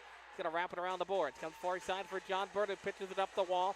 Again towards the blue line, but Brahmas were offside. They've got to tag up. Now Duke Gerhard picks it back up. I don't think the Brahmas even heard the lines, but it's been so loud in this building the last couple of nights as it's played now by Tavares far side. Slides it below the goal line for John Burton. Offensive zone. Almost 3 minutes gone here in the second period. We're tied at 1. Ice on Earhart to the left for Palone. Fired one, trying to go top shelf. Lifted off the top of the glass, stays in play. Now a trickling shot that time by Vinny DiUlio from the right point. Never got to the net. Earhart tries to save it. Bounces back out to Vinny at center. John Burnt picks it up just behind the red line. Gives it away at the Brahmas blue line. Now Tavares into the Bug zone. Towards the net. Lost the puck. Picked up by Vinny. Snaps it to the middle. Try to hit Sakriski. Wildfang stole it away. He's going to send one back on net. Glove down by Hodges. Bounces up the near side wall. Bugs clear it ahead on outlet path. Roberts kicked it into the zone. That's going to be icing here on the Bugs. And now head coach Itsubi Campbell going to pick up the fight here. After Roberts kicked it at the blue line, they're talking about it. And it looks like we'll probably have a face-off at center, I would imagine. But we'll see what the four-man officiating committee decides here as they have a meeting of the minds. Yeah, I was about to say that went hard off the foot of Jeremiah Roberts. Okay. I think they're going to stay with the call. So now head coach Itsubi Campbell is off of his perch behind the bench and along the boards talking with Nick Caratunin behind the net. So, yeah, it was kicked forward and at the blue line. They talked about it, and they decided it was icing nonetheless. So, D-zone draw coming here for the Bugs. 16:42 left in the second period. We're tied at 1. It's going to be McFadden in to take the draw left side. Wins it back to the wall. Nander Poloni's got it across from his 17th counterpart, Isaacson. Bounces back out to center ice. Picked up by Talacro, and he one-time blast it back into the Bugs' end. Foot race for it, McFadden. Through the skate to Vinny DiUlio. Nander Poloni picks it back up. On top of the goal line, it's wrapped off the boards for Chase Sakriski. Slides it across an open ice for DiUlio. Got tipped by diving McFadden, but he still got a piece of it, does Vinny. Now goes behind the net. Cray almost turns it over. Isaacson picks it up along the near side board. At the half wall, he banks it out to center ice. Up ahead on a give and go, that time with O'Keefe. Shoved off the puck by Ryan Barrett down in the corner. Works behind the goal line. Brahmas send it back up top to the left circle. It's Isaacson. Isaacson cycles it down low once more for McFadden. Remy's got the puck on his stick. Backhands it around the board. Salacro picks up, fires it from the right point. It's clubbed down by Hodges out of his crease, and he'll hang on for a whistle with 15:55 to go in the middle frame. Good stuff there by Hodges. Able to just somehow grab the puck out of the air. Of course, he was getting battled on. Well, he wasn't getting battled on, but the screen was set in front by a few Brahma and Mudbugs, and luckily he was able to get around that screen and get the puck in his glove. That's always nice. So face-off comes up here. Another D-zone draw. Capano to take it. Brahma's out shooting the Bugs 14-9. We're tied at 1. Here early in the second period. Bugs had the lone first period goal from Duke Earhart, and then Vladimir Sable tied it up for the Brahmas in the opening minute and 9 seconds of this period as Ryan Barrett will slap it in for the blue line. Goes far side. Birchfield wins the race to it. Now Semengo tries to track after it. Throws the body around. The puck slides back to center. Capano plays it off the board to himself. Around a check from Mitchell Reed. Fired one for the circle. Lifted it over the net. And now it's played back out. Looked like it came out. The linesman said it stayed in. Nonetheless, the Bugs will play it out to center now. And over the line comes Barrett. Gets knocked down as he tried to clear it in for Oliver. Now goes behind the cage for Nazardine. Nazardine off to the far side. Lucier as he takes a check. Lucier flips it to center. Glove down at the blue line. Now far side for Capano, who sent one whistling wide of the net. Bounces far side, and Oliver gets slammed against the boards that time. Bugs force a turnover in the defensive zone. Looking to break it out ahead to center ice. It comes for Ryan Barrett. Carries it to the middle logo. He tries to chip it in. Looks like he was going to go off for a change, and Oliver gloved it down. So Barrett's got a pressure. Wraps it around the end wall. Comes near side looking for Tremblay that time, but it goes to a Brahma stick. It's Oliver who controls for Sable. Sable up the near side half wall at the hash mark. Slides it up for Scanlon. Jasser's got it in his skates, and Scanlon steals it away. Tyson into open ice. Down the middle. Dampoose in the slot, dropped off for the trailer. Big drive, stopped that time at Ventusinque. Then he's going to get called for the penalty. Referee Sam Wilson all over it as Hodges made the stop, drew the whistle, and then Ventusinque cross-check to Bug up high. He's going to yap on the way to the box, but that's an easy penalty call for the referee. No, absolutely. And I mean, these referees, despite what Vladimir Sable asking of Sam Wilson Jr. right there, the refs have, I'll admit, they've done a good job so far tonight. Well, some might say they haven't done the best of job, depending on if you're in purple and teal / red and black, or if you're in purple, black, and white, your viewpoint may go one way or the other. And that's another instance of the Bugs, what we've been talking about all weekend, staying disciplined. The Brahmas want to do that, let them do that. The referee calls it, now you're on the power play. If you retaliate, you might not be on the power play, but now the Bugs are on the man advantage. So let's see if they can make up for their giving up a goal on their last kill. As it's played by Gerhardt into the offensive zone. Slowly up ahead for Earhart. Through his skate, plays it off of the wall. Duke's got it, far half wall. Gets knocked off the puck by Dampoose, but it bounces for Tremblay, who wraps it around the board. Tried to cycle it for Hoagland, but it goes all the way back down into the Bugs' end. As now it's going to be played by John Burnt behind his own net, working around Wild Fong. Knocked off stride, but still has the puck. Now bounces it near side for Duke Earhart once more. Earhart up the shot of the board. Cross ice for Willie. Willie dumps it in front of the blue line. Gerhardt giving chase.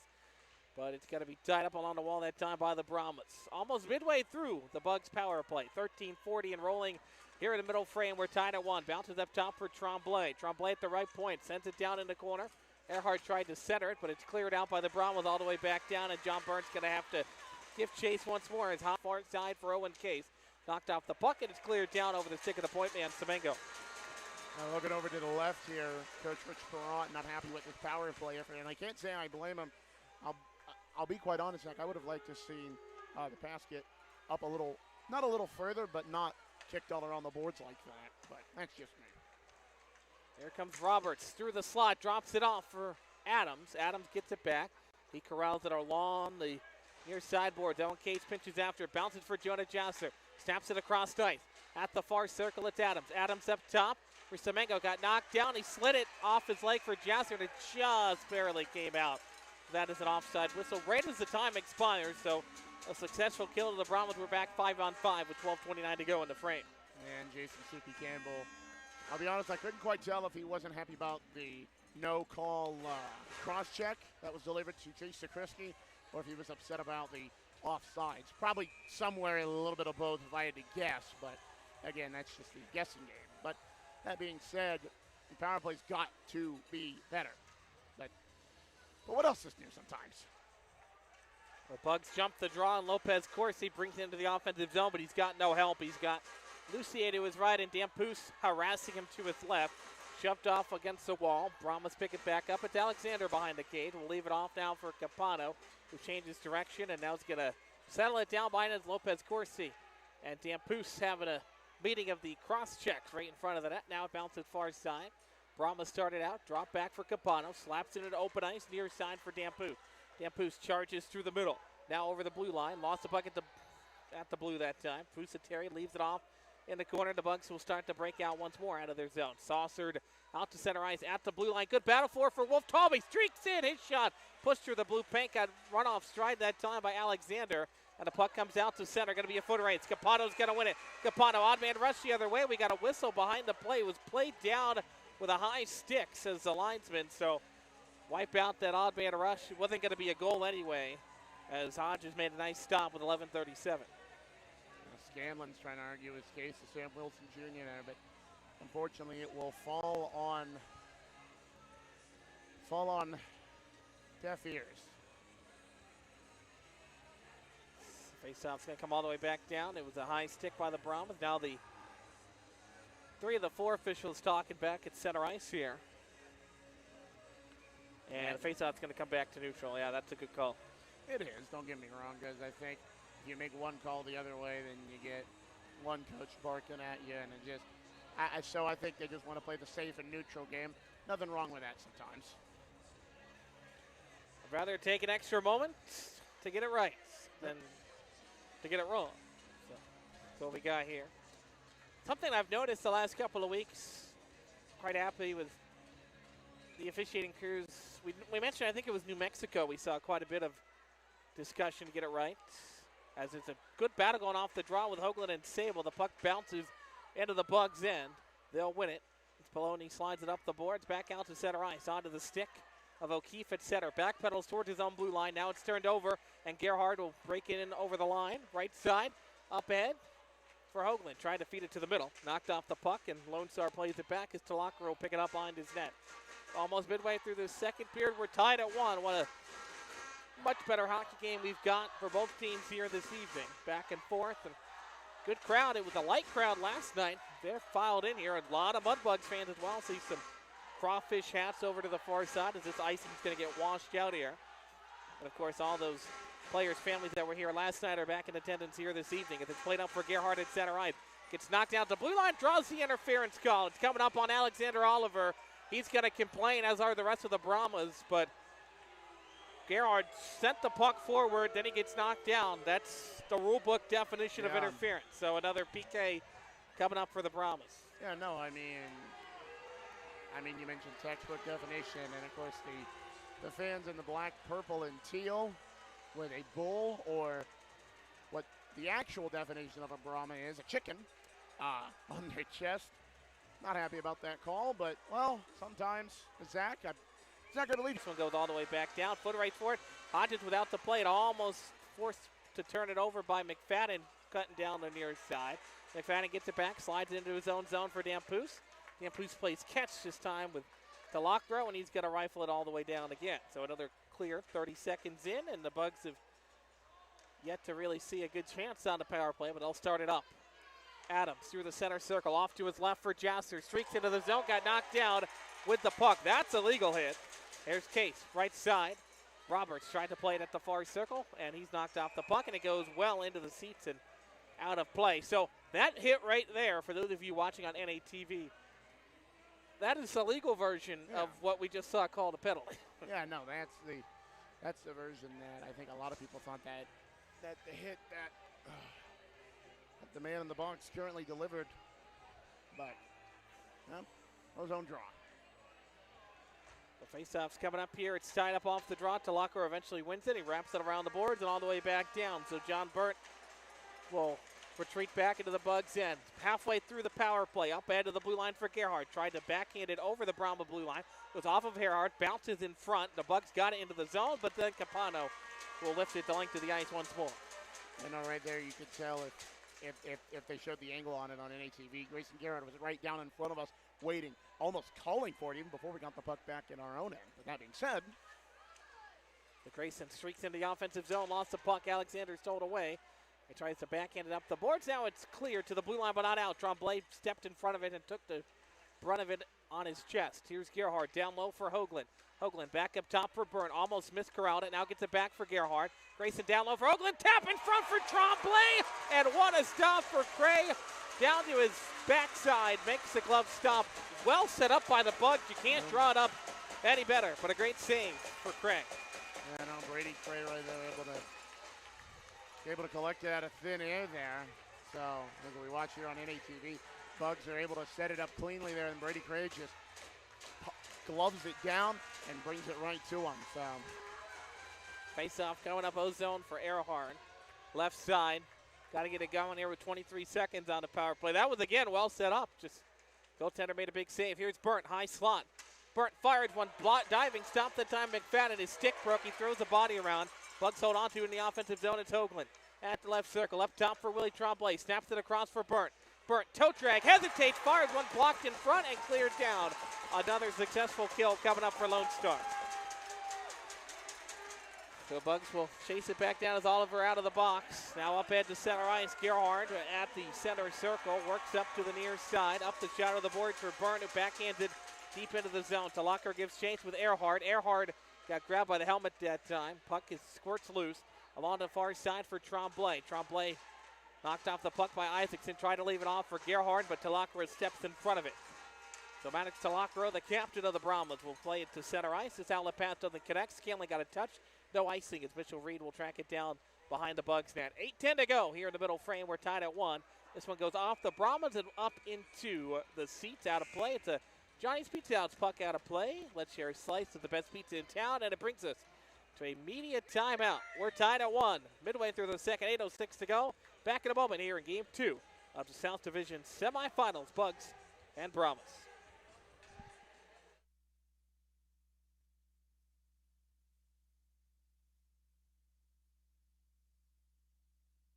Hey Mudbug fans, this is Duncan Welker with the Shreveport Mudbugs. DeFata and Associates Investigative and Risk Analysis Services has been conducting professional and private investigations for over 20 years. They offer both a full range of services to both businesses and individuals. Whether you need an investigator for a personal matter like a child custody case or suspect an internal theft problem within your business, DeFata and Associates can get you the information you need. Call Jerry and the team today at 318-635-9944 to talk about your case, or visit them online at defatapi.com. Hey, this is Mitchell Reed, and you're listening to the Shreveport Mudbugs hockey on NATV and the Mudbugs Audio Network with Zach Grant and Duncan Welker. Now let's get back to the action. Claws up.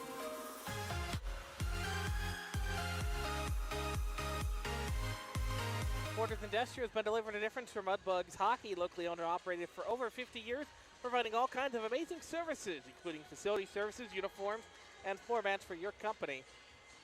At Porter's Industrial, proud corporate partner of your Mudbugs. 8:04 left to play in the second period. We're tied at 1. The Bugs unsuccessful on that power play, now 0 for their last 8 on the man advantage. As Tremblay brings it in the right side. He fires one towards the net, goes off the side of the cage. Bugs get the rebound. Up top for Remy Pusateri at the right circle. Zach Grant, Duncan Welker back here with you. Game 2 of the South Division semifinals. Bugs drop game 1. Looking to even up the series here with a victory this evening. Oliver's got it in the Brahmas end. Up the wall for Lexell. Lexell towards the blue line, and Tavares will play it forward. Tavares at center ice, stolen away from him by Charlie to center. Lone Star's got a tag back up. Evan Adams takes control of the puck along the near side, tries to spin off Capano. Nice move that time for Evans. He pitchforks it up the wall. Didn't get it enough to Sakrisky, though. Bounces back by net now for Chase at the blue line. Turns it over. Geller steals it away. Walks down the slot. Lost the puck. Owen Case with a nice move to keep it alive. Roberts tries to backhand it out to center from his stomach. He did so successfully. And Sakrisky sends it off Dampoose into the Brahmas bench for another stoppage with 6:33 in the second. So we're going to get a neutral zone draw here just outside of the Bugs end. 6:33 left to go. Shots 15-10 in favor of the Brahmas. Bugs have had a much better effort in the defensive zone tonight. They're going to have to keep that alive because we talk about it all the time. Whether you love or hate Dan Wildfog, his teams don't have down streaks very often. They usually recover quite quickly. So Bugs just got to keep playing their game. This is going to be icing the other way as Alexander wins the race to it. But again, the Bugs have split the season series with them. It's doable. You just have to, as we talk about all the time, and head coach J. Campbell talked about it in the pregame, just got to play our game. Absolutely. And the other thing, and I've mentioned it several times, you got to give their own, not necessarily give their own game back to them, but you got to give the Mudbug way, the Mudbug fire and passion, throw it right at them. Because they do, be a little confused. D-zone draw left side, won by the Brahmas, back to the left point. That shot blockered away towards the net. Bouncing along the near side half wall, cycled back up top. Now Dampoose down in the corner, spins off 2 defenders. Slides it to the middle for Isaacson. Toe drag in the slot, he lost the puck. Nice defensive play that time by the Bugs, and they'll force it back out to center ice. Here's John Burnt, carries it ahead. Left side for Barrett with speed down the wing. His shot deflected by Dampoose. Barrett gets it back, slides up the wall. Nandor with a nice drag to save it that time. Goes off the top of the dasher board, deflects up over the net. Ryan Barrett still in a battle with it. He's taken down by 2 Brahmas as Dampoose slides it around the board. Picked up now by 77 to White. That's Jackson Bates. Carries it ahead for Isaacson. An outlet pass doesn't connect cleanly, so no odd man rush. Isaacson's got to corral it behind the net, and that puts him out of the system. Now at the left point, down low again for Isaacson. Around 2 defenders. Poloni got a chip on it. Now thrown out in front. High slot left down by the Bugs, and they'll force it back out to center ice. Picked up by Joe Semenga, who rifled it all the way down from the red line. Bounces off a one-time drive that time for Poloni. That turned his side. Now bounces back up to center ice. Mitchell Reed hit off stride. Puck squirts all the way back to the Bugs end. Remy Pusateri picks it up far side for Earhart. Sends it off the top of the boards. Back to center. O'Keefe will watch it go over his stick, and it hops back into the Brahmas end. Now he wraps it around the end board. Picked up by Ventasikwe. Takes a check from Mitchell Reed. Puck bounces for Duke Earhart, who takes a check. That time from Scanlon. He got it over the Brahma blue line, but it's immediately turned back the other way by Lone Star. Earhart seals it back at center with Scanlon. Those two going back and forth. Gerhard and Ventasikwe as well. Meanwhile, streaking into the zone. Shot there from Hoagland, turned aside. Gerhard throws it to the slot. It's intercepted. It's going to be brought up by Sable. Plays it off the wall to himself. Tries to split the D. Remy's going to win a race to it, and Remy gets hauled down in the corner. No arms are up. We roll on. 4:35 left in a second. Lone Star in the offensive zone. Slapped out by the Bugs. Goes off the boards to center ice. And Talakar will retreat back to his own blue line. Up ahead now. Tries the long stretch pass for Sable, and the lineman says he doesn't touch it. That's icing. Close one there with 4:23 left, and the faceoff coming 200 feet all the way down. I'll admit, Zach, on that last setup attempt by the Bugs down there. Grayson Garrett threw it out to the front, and it got intercepted by the Brahmas. And I hate to criticize Grayson Garrett because he's done so well since joining the Bugs back in November. But that's the one thing I've noticed about his game that always can lead to turnovers like that. Throwing it in the slot carelessly like that. That's the one thing Garrett's done all season that has admittedly kind of not so much soured on him for me, but just kind of made me look like, come on, dude. But that being said, that's why I'm up here. Evan Adams below the goal line, now works off to the far side of the net, bounces it off the wall, tried to hit Birchfield. It goes wide of his stick, but Oliver is going to try to throw a reverse hit on Birchfield, and then Charlie shoves him against the wall, knocks him down, and he's going to draw a penalty, it looks like, as Wildfong also gets knocked down by Jasser. This is Birchfield's second trip to the penalty box in this period. So now the Bugs are going to go back shorthanded. Now Birchfield's not happy. He's John on the way back to the box. So roughing is the call. He got a little too animated back there. It was I think that second thrust down that drew the penalty. Yeah, he's not happy at all. And I'll be honest, I originally thought the penalty was coming up on Wildfonger. Yeah, Wildfonger holding the stick there.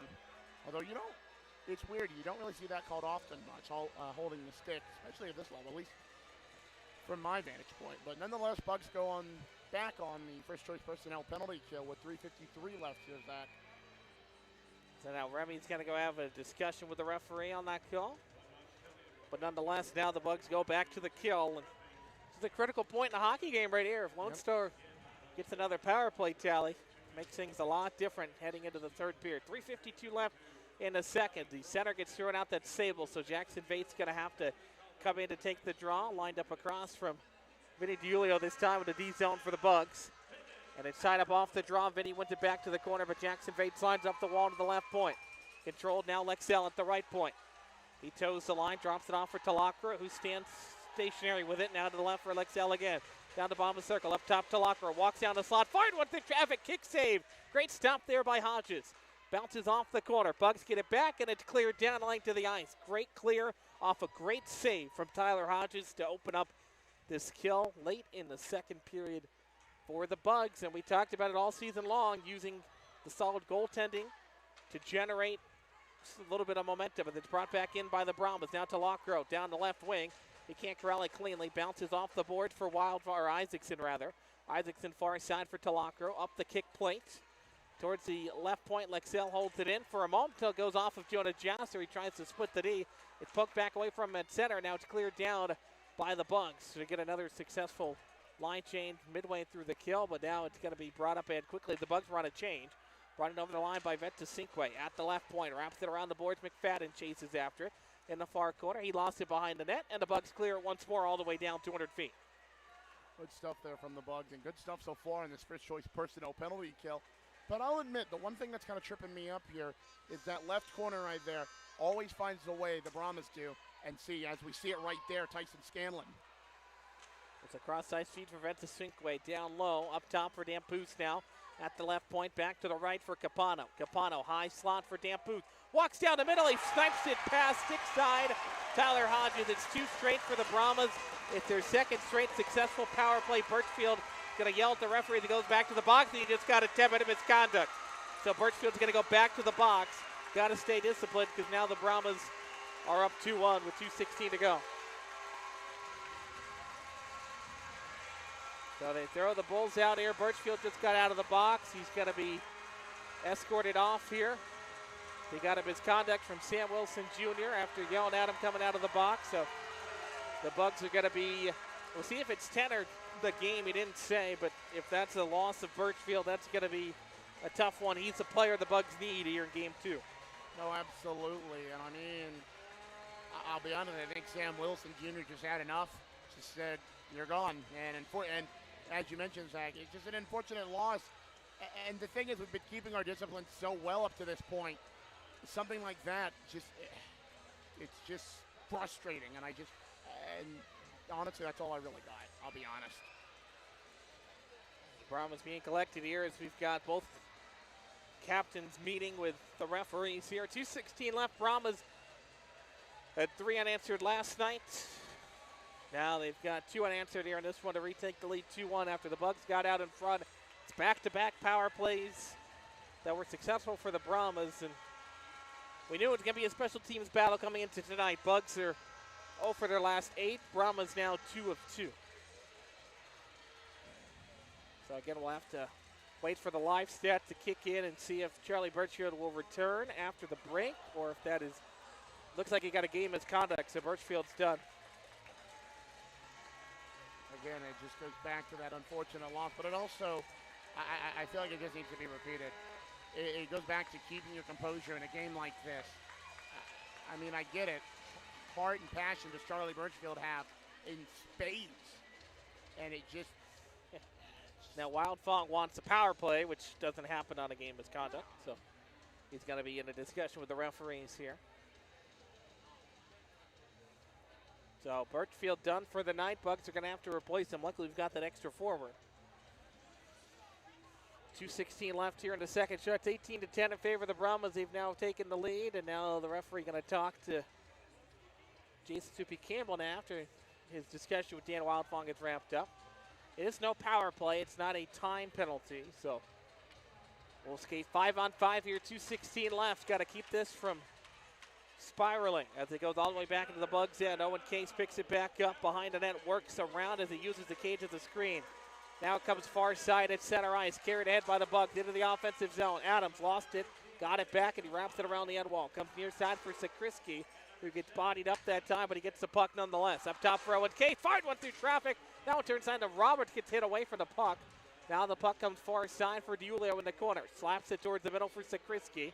Tries to split the D into Locker, holds him on, and it's eventually controlled by O'Keefe.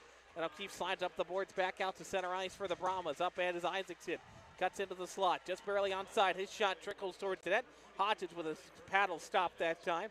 Bounces for the Bugs along the near side on top of the goal line. Up ahead for Chase Sakrisky once more. The first-year Bug, the youngest Bug on the roster. He's had a bright season. He hasn't gotten the numbers maybe like he wants with 17 points, but he's been a big part of the game every time he's been out there on the ice. As the Brahmas will start it ahead, it's Nazradine across center circle, now to the right for Capano. Capano in over the line for Murray.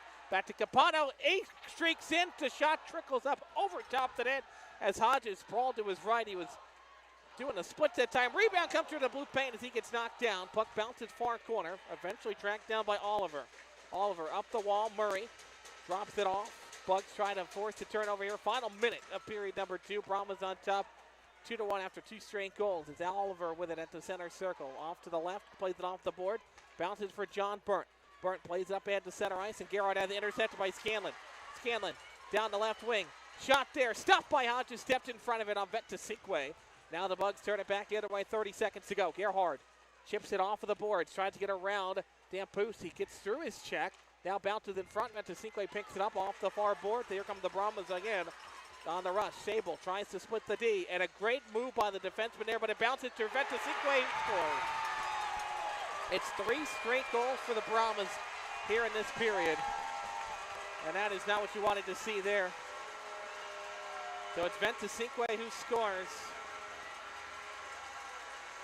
as he jaws away at Willie Tremblay. The linesman's got to step in here. 15 seconds to go. The Brahmas start flying. And again, we've been disciplined all game. We can't start this now. We've still got 3 games coming up. So 3-1 the score. 15 seconds to go. Bugs were unable to clear that, and Vetasinkwe got the bounce. So Tyler Hodges has been big in net, but faced too many shots that time. For Vetasinkwe, 19th goal of the year. 3 straight for the Brahmas. They had 3 straight last night in their 4-1 victory.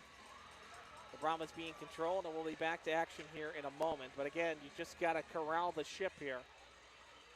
Get things going. You still got 20 minutes and 15 seconds to go in this game. The Bugs have scored 2 goals in 20 seconds at multiple points in this season, so the odds are not insurmountable. Just got to get things going here. So they'll be back at center ice. It's Jasser, Tremblay, Remy, Reed, and Lopez Corsi out there for the Bugs. Here with 15 seconds left in the second. Faceoff's coming up at center. Tyson Scanlon to take the drive, lines up across from Gabe Lopez-Corsi. Tremblay, John away with Sable on the far side of the circle. Tied up off the draw. The Bugs win it back into their zone with 10 seconds to go. At the far side, it's dumped in from the blue. Goes off of the boards. Bounce along the near side. Thrown down front towards the net. Lopez-Corsi looking for the touch at the doorstep. That's turned just wide. Rebound comes out in front. The Bugs can't get it on the net. And that's going to do it here for the second 20 minutes. It's a disaster period for the Bugs. 3 goals for the Brahmas, and Lone Stars jumped out to a 3-1 lead heading into the third and final frame here in Game 2 as they look to take a 2-game-to-none lead headed back to Shreveport as the Bugs bench starts to file out the tunnel here. Not a good period, but again, you still got 20 minutes left to come on the other side of the intermission. We're going to hear from Rich Perrott in part 2 of Duncan Welker's interview with him during the break at the Sonic Drive-In second intermission report on the other side. 3-1 the score after 2. Back in a moment here from Dallas.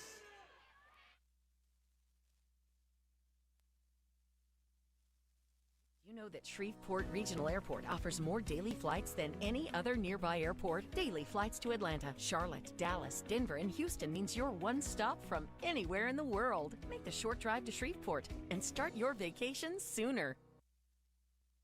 Down Home Meats is a proud corporate partner of your Shreveport Mudbugs. Whether you're grilling outdoors looking for a hearty and flavorful sausage for breakfast, a gumbo platter, or anything else, Down Home Meats has the perfect sausage for all occasion. Once again, that's Down Home Meats in the Stonewall, Louisiana area and available at all major grocery stores. Down Home Meats, the perfect old school smoke flavored sausage and doing old school sausage the way it was meant to be. Get ready, Louisiana! Johnny's Pizza House is turning up the heat with our sweet the swamp pizza. Packed with crawfish, shrimp, a taste of crab, andouille sausage, bell peppers, onions, jalapenos, and a blend of Cajun spices, all smothered in delicious mozzarella cheese. It's the perfect bite of the bayou and the perfect meal for any Cajun crave. Try our Cajun Flint or dive into a sweet the swamp pizza bowl. A taste of Louisiana flavor is waiting on you. Let's share a slice today at Johnny's Pizza House. Hey, Mudbug fans, if you're looking for the perfect spot for a birthday party, corporate event, school trip, or any other private outing, just call us at George's Pond here at Hirsch Coliseum at 318-636-7094 to book your event today. Once again, that's 318-636-7094 here at George's Pond inside Hirsch Coliseum. This is Brahmas Tremblay, and you're listening to Shreveport Mudbugs Hockey on NATV and the Mudbugs Audio Network. Welcome back into the Sonic Drive-In second intermission report here on the Bugs Broadcast Network. Brahmas score 3 goals in that second period, and they take a 3-1 lead heading into the third. It was a really poor showing that time in the second frame. Bugs were outshot 11-2 in the middle period, and then the 2 power plays, costly penalties, led to 2 Brahmas goals, both on the man advantage to take their lead. Vladimir Sable scored not even 2 minutes in. Dan Poos and Ventus Cinque getting a pair of goals in the final 2 minutes of the frame. It's 3-1 here in Game 2 after 2. We're going to now sit down as Duncan Welker is going to be joined by goalie coach Rich Perrott for his part 2 here on the Sonic Drive-In second intermission report.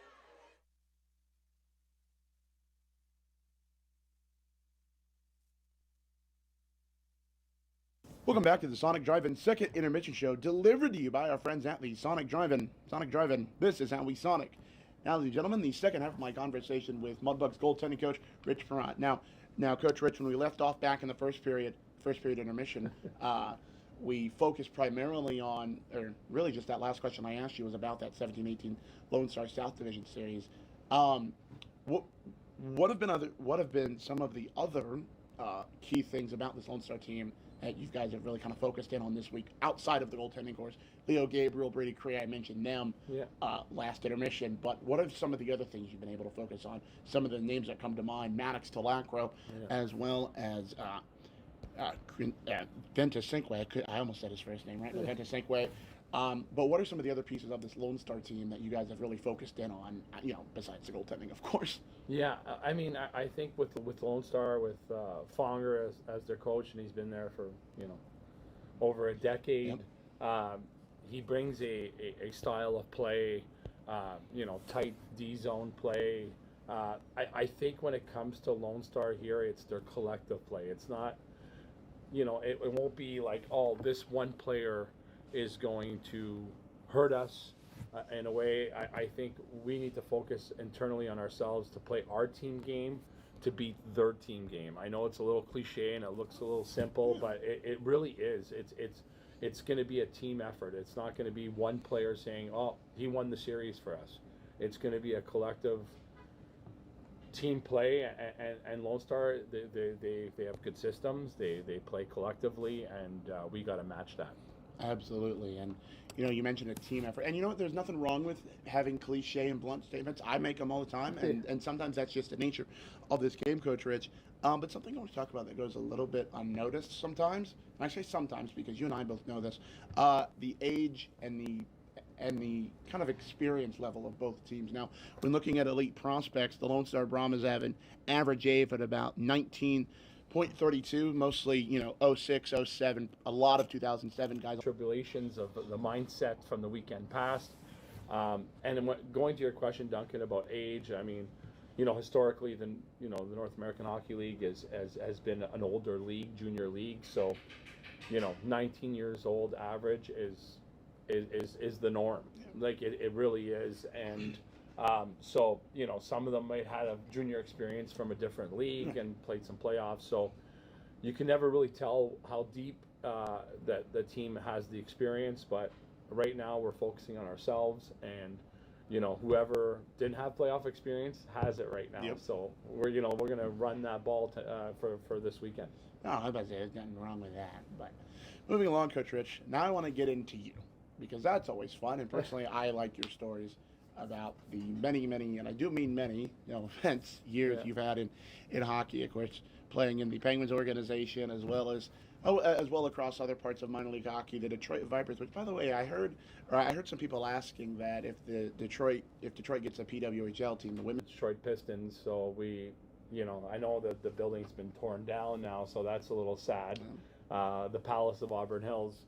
But great memories. The Vipers, always have a little piece of my heart a little bit. Especially it was just, a great organization, well run. It's unfortunate that, they're no longer in it, but it's such a pretty cool, logo, really like classic, and we had the teal, the purple, a little bit like a bit of Mudbugs, a little bit like there's colors but not the same. Yeah. But I mean, if they get a women's league, I'd be all for it. Like, why not? Absolutely. And you mentioned those colors, the teal, the purple, and the red. That seems to the teal, purple, and red seems to be a '90s color, but as we've proven, it's timeless. Yeah, exactly. And well, I mean the Diamondbacks too, but I think we do it just a little bit better than the Diamondbacks. Yeah. But moving along, Coach Rich, as a goaltender historically, what have been some of the most, how do I put this, interesting playoff experiences you've had? Because as you mentioned, you won the Turner Cup in the IHL, the International Hockey League, for some of our younger audiences. Yeah. But as a goaltender, what's been one of the more historic and interesting playoff series you've been a part of?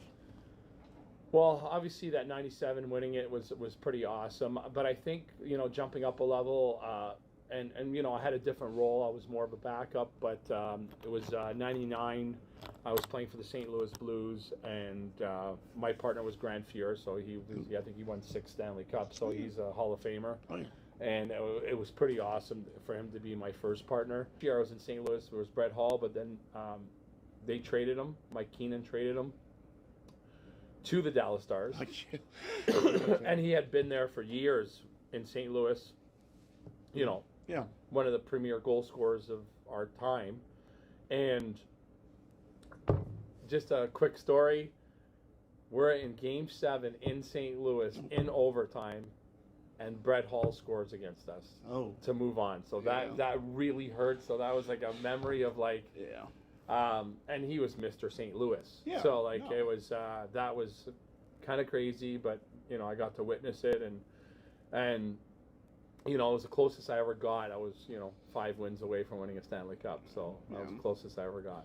Yeah, absolutely. That's one of the more heartbreaking things. actually one of the more heartbreaking things you told me in general. No, I'm serious. I mean, you told me all these great things about, of course, your time with the Penguins, which, I always love a good Penguin story. I was actually talking with David Brazil the other day, and he was telling me, he signed with the Penguins organization, the Wheeling Nailers, they won there in North Division and the ECHL. He was telling me all these things, and so it's always good to hear Penguin stuff, but I'll be honest, that was a bit of a heartbreaker, Coach Rich, but you know what? Sometimes you need the good with the bad. Coach Rich, I got 2 more questions for you, and then I'm going to let you get going. The first one being, I always hear these things about the gold medal story, and you told me this you told me this last week. Unfortunately, that interview got lost to the sands of time, as it is. Sometimes it happens. But I've heard the gold medal story from, pretty much everybody on that 17-18 team. Of course, Dominic Procopio, Jack Jonic, and I even talked to Derek Contessa a couple days ago. But tell me the gold medal stories from your vantage point and in the airport and all that. In the airport? Or just in the airport, or just... just that whole sequence. I don't think most of the team even remembers the airport after we won it, but I would say it was just an awesome feeling. I think coming into that playoff run, even though we finished first in the South Division that year, there was kind of a fluky goal from the blue line, kind of a seeing eye puck, and then Dom Procopio shot a shot from the point to make it 2-1 in the third period, and we closed it out. And Jackson Castor was great for us during that playoff series. We had Greg Gals as well, which he was, any of them could actually have played that playoff run. And so we had 2 really good goaltenders, just like we do this year. Yep. So we're in a good stacking position in the goaltending department, and it was just so fun. Just after the game and at the hotel after, we went to this pub, this sports bar after the game, and it was just really awesome. It's so fun when you win it and how close the guys get. It was a different vantage point for me for not being a player winning it and being a coach and winning it. It was a great experience, and that plane ride the next morning was a tough one because a lot of guys didn't sleep, and rightfully so. And they might have had a couple of drinks, and so that was a memory that they're going to carry for the rest of their lives. They absolutely are, and I think I think with every guy on that team I talk with, every story is a bit unique. But Coach Rich, I got one last question for you, and then I'm going to let you get going here. This last question being, how hard has it been kind of seeing this team go peaks and valleys, up and down, and let me rephrase that, not even how hard it is, how good it is to see, although this team's been up, down, peaks and valleys, how good is it to see them kind of rebound not only in the last couple weeks of the regular season, but also rebound as big as they did last week against the Corpus Christi Ice Rays? How it's kind of been a little overall up and down, like I said, peaks and valleys season, but how good has it been to see this team kind of come together as one and get that gelling together? Yeah, well, if I jump on the side of coaching staff and with Soupy and Smitty, I think their message has been the same all year. I think the players, hopefully those dots connected last weekend. When it's a little bit, sometimes during a long season, it's tough to, I got to get up for this game. And I felt like as a collective team last weekend, we were all ready to play and committed to the game plan, and we really executed it. So, hopefully those dots continue connecting here into the next round. Absolutely. All right, Coach Rich. Well, believe me, we could probably make this a whole segment, saga, everything else, but I think that is as good a place to leave off. So once again, thank you for joining us across not only the North Caddo Wrestling First and Minute Show, but here on this Sonic Drive-In Second Minute Show. It's always great to talk to you, Coach Rich. Thanks, Duncan. All right, that was Duncan Walker with goalie coach Rich Perrant here in the Sonic Drive-In Second Minute Report. 3-1 Brahmas after 2. Just one other score of note at the out-of-town scoreboard. It is another crazy game out there in the desert at the Outpost Ice Arena in Albuquerque, New Mexico. Game 1 was a 6-5 overtime win for El Paso. The Rhinos took game 1, and currently out there now it is tied at 2 at the end of 2 shots, 18-13 in favor of the Ice Wolves. It was trading goals out there this evening. 1-0 Rhino, or 1-0 Ice Wolves and the Rhinos tied it up. Ice Wolves retook the lead before the Rhinos tied it back up again. So again, that's 2-2 after 2. By the way, I want to mention Grayson Gerhard got the assist on the opening goal of the game for Duke Earhart. That puts Grayson now at 60 points this season. So congratulations to Grayson for another offensive standout performance. He's been big, 46 points since joining the Bugs, and again 60 overall. We'll take a quick timeout. The third period coming up on the other side here on the Bugs Broadcast Network.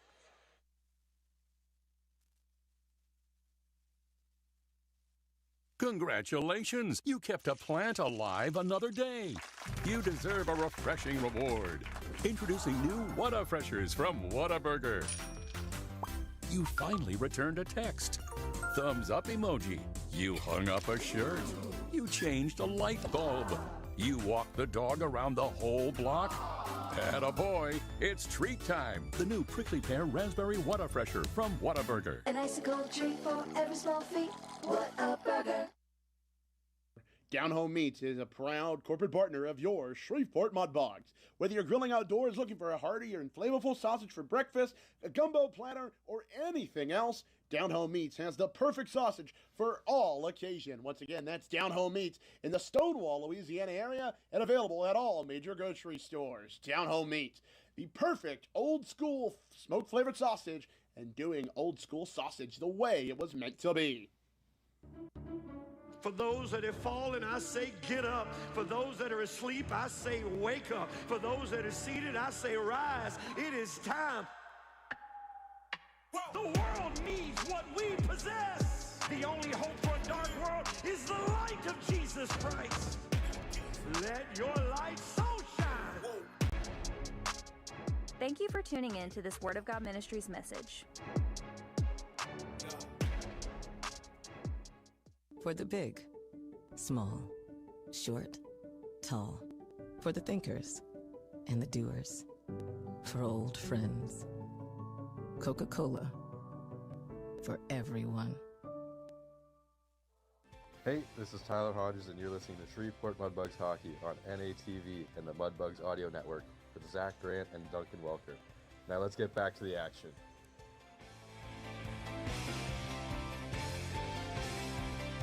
Bugs took a 1-0 lead into the first intermission. That was a 3-spot for Lone Star in that second frame. They lead 3-1 after 2. Let's take a look at our game summary before we get to this third period.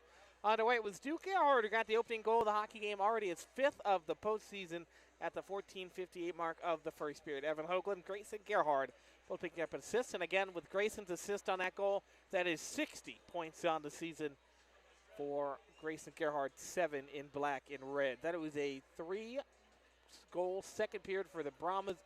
Vladimir Sable got his second goal of the playoffs not even 2 minutes in.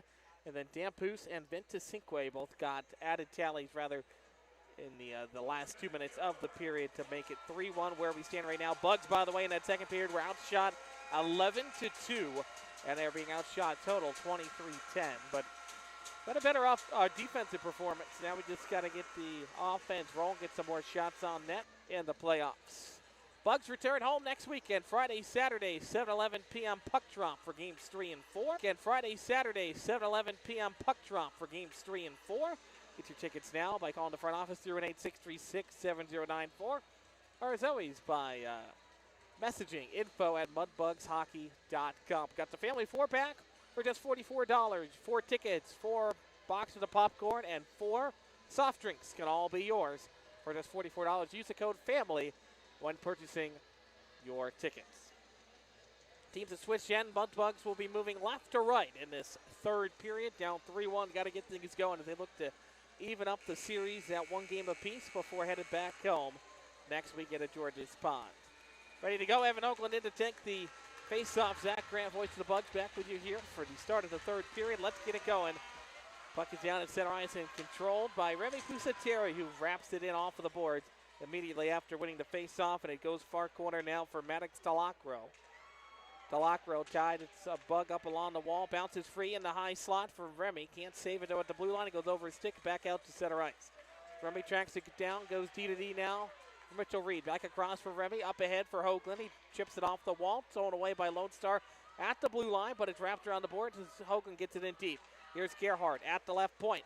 He gets knocked off the puck, trying to Capano's shot blocked off the side of the cage. Gets it back, works up the far side wall. Feeds it down low. Duke Gerhardt tries to get around two defenders. Lopez Corsi waits for the puck. Top of the circle is intercepted. Here's Alexander at the right point. Sends it down low again for Dampoose in the offensive zone for the Brahmas. Now Murray wraps it around the boards along the hash marks. Back up top for Lucy at the left point. Capano sends it deep. Murray knocked off the puck that time by Evan Adams behind the cage. Eventually tracked down by the Bugs. They lift it out to center right. Touched in by Jonah Josser to the Brahmas blue line, but the Bugs can't enter the zone. That's Lopez Corsi steals it away and banks it back down the length of the ice. Gray picks it up behind the cage, wraps it around the boards, far side. Sable plays it to the middle. It's intercepted by the Bugs. Held in. Here's Tremblay at the right circle. His shot never got to that. Got blockered away in front, and it's backhanded back out to center ice. It's climbed on top of the middle logo now for Willie Tremblay, who wraps it back into the Bug zone. Tyson Scanlon swoops down low, grabs it behind the cage, leaves it off far side now for Alexander Oliver. Good on the near side of that. Dampu slides it up ahead for Murray. Back out towards center ice. Picked up by Sable on top of the red line. He dodges the check. Now for Scanlon. Down the middle. His shot turned aside. Good defensive play that time by Semengo. Pitches and cuts him off, and then the Brahmas lifted up into the seats and out of play just below us for a stoppage here with 17:50 in the third. Tonight's third period is always powered by our friends at Delta Utilities. Know what's below? Call 811 at least 48 hours. It's 2 days prior to digging any projects. Delta Utilities, know what's below. I'd like to recognize Fireplace Specialties as the proud corporate partner of your Mudbugs. Fireplaces, gas logs, glass doors, wood stoves, mantles, and grills. They've got it all. Located at 8500 Box Road in Shreveport. There's a big save for Hodges. He squeezes the pads together and hangs on for his stoppage. 17:47 left. Fireplace Specialties again. FireplaceSpecialties.net is their web address. They're your fireplace headquarters. Faceoff's coming again to the stick side of Tyler Hodges off to the right. So it's Wildfog going to take the near zone offensive zone draw for Lone Star. New Mexico. Bucks trail 3-1. They surrendered 3 goals in that middle frame. 2 of them on the power play. Having a good effort. High energy here to start the third and final frame regulation here in game 2. Trying to even up the series at 1 game apiece. Vinny Julio in to take the offensive zone draw. He's got Roberts and Semengo out there with him. Actually, that's Sakrisky rather down to our right. And now Julio gets thrown out of the draw, and Sakrisky is going to have to take it. And Roberts will cycle back around, and Adams will fill in the loose gap along the near side point of the circle. Sakrisky wins it back. Roberts slaps it towards the net. Never got to the blue paint. Rebound comes up top. Roberts gets it back. He gets spun down off the puck. There's no call upcoming. Lone Star picks up the loose puck. Now high slot. Rebound comes out in front. Bounced along the near side wall. Backhanded up to the blue line for Adams. He gets knocked off stride. Brahmas pinch and hold it in. Now Roberts will turn and fire. It goes behind the cage. Picked up eventually by 56 in white dead Sam Lucier. Wraps it around far side. Talacro picks it up. The captain of the Brahmas. Wraps it around the kick plate. Held in. Big drive for Owen Case. Blasted wide. 3 minutes gone here in the third period. And this goes over a Bug stick all the way back down. Foot race forward. One by Owen Case. He's got Jackson Bates, who shoves him along the wall. Owen stays with it though. Nice move to split to the E. Gets it back out to center ice, but Dampoose will intercept it down to center red line and dump it off the top of the window. Wraps all the way back into the zone. Brahmas have to tag up. They do so. William Wolf-Tolly picks up the loose puck. Wolfie up the near side boards, plays it off the wall, tries to split the knee, knocked off stride, wins the foot race to the puck anyway. Bounces up the wall for Ryan Baird at the right point, but actually played now by Dampoose. Dampoose up the far side wing, cross ice feed for Alexander, hits him in stride, brings it over the line after he almost missed off the edge of his stick. Lucier sends it in deep, thrown out in front of Hodges, picked up now by the Bugs. It's Wolf-Tolby along the near side wall, slaps it into open ice, gives it across for Joe Semenga, who can't get it at the blue line. That's the Brahmas blue line, that is. Now it's played forward. In over the Bugs bench and out of play for another Johnny's Pizza House puck out of play. Johnny's Pizza House. Let's share a slice of the best pizza in town. Face-off's coming up to neutral. 16-13 left in the third period. Bugs return home. George's Pond Friday, Saturday, 7:11 p.m. puck drop. If you can't make it out to the game, of course we hope you can. You can always join us on NATV and the Mudbugs Audio Network on YouTube. 6:50 Landers pregame show hitting the air. This one's dumped into the Bugs' end. Remy wins the foot race to it below the goal line. Leaves it off far side for Mitchell Reed rather cycles it along the near side. Earhart flips it off the top of the glass, goes tumbling through the air, and Adradine picks up at center, and he almost took the linesman out that time on a clearing attempt. Sable leaves it off for Scanlon to the high. Thought he can't corral it. Bugs look to push the tempo. Gerhardt over the line, right side. Now he's hit right as he got to the blue line, so he never did enter the zone. And the Brahmas flip it back into the Bugs' end. Glove down at the circles. D to D it comes now for Remy Pusateri. Slaps it into open ice. Stretch pass for Hoagland. It's off the edge of his stick and out of play. Well into the seats that time once again. Faceoff's coming back out to neutral with 15:34 here in the third. 3-1 our score. Want to say hi to everybody watching back in Shreveport that weren't able to make the trip. Also want to thank the Bugs fans in attendance joining us here at NITEC Sports Center this weekend. Cheryl Sims and her crew over there still trying to energize the Bugs to an early third period goal to pull back to within a one. They trailed 3-1. Here's Evan Adams.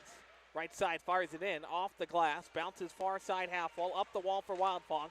Held at the left point, but then it's intercepted back to center ice.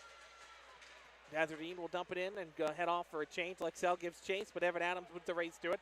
Adams dances around one. Now he makes Wildfong miss. Plays it up the wall for Tremblay. Sticks it down at center ice. Tremblay in over the line. Now for Jasser to the right circle. Jasser slides up top for Evan Adams. Adams at the point. His drive stopped by Cray. Moves to his left and gloves it down for a stoppage with 15:04. Another great save there for Brady Cray. We kind of talked about that at the open of yesterday's game. Brady Cray is not the normal starter. He's only appeared in 15 games thus far this year. Their main goaltender, of course, has been Leo Gabriel, but Brady Cray got the start in game one and also got the start here tonight, and he's been solid between the pipes for the Brahmas.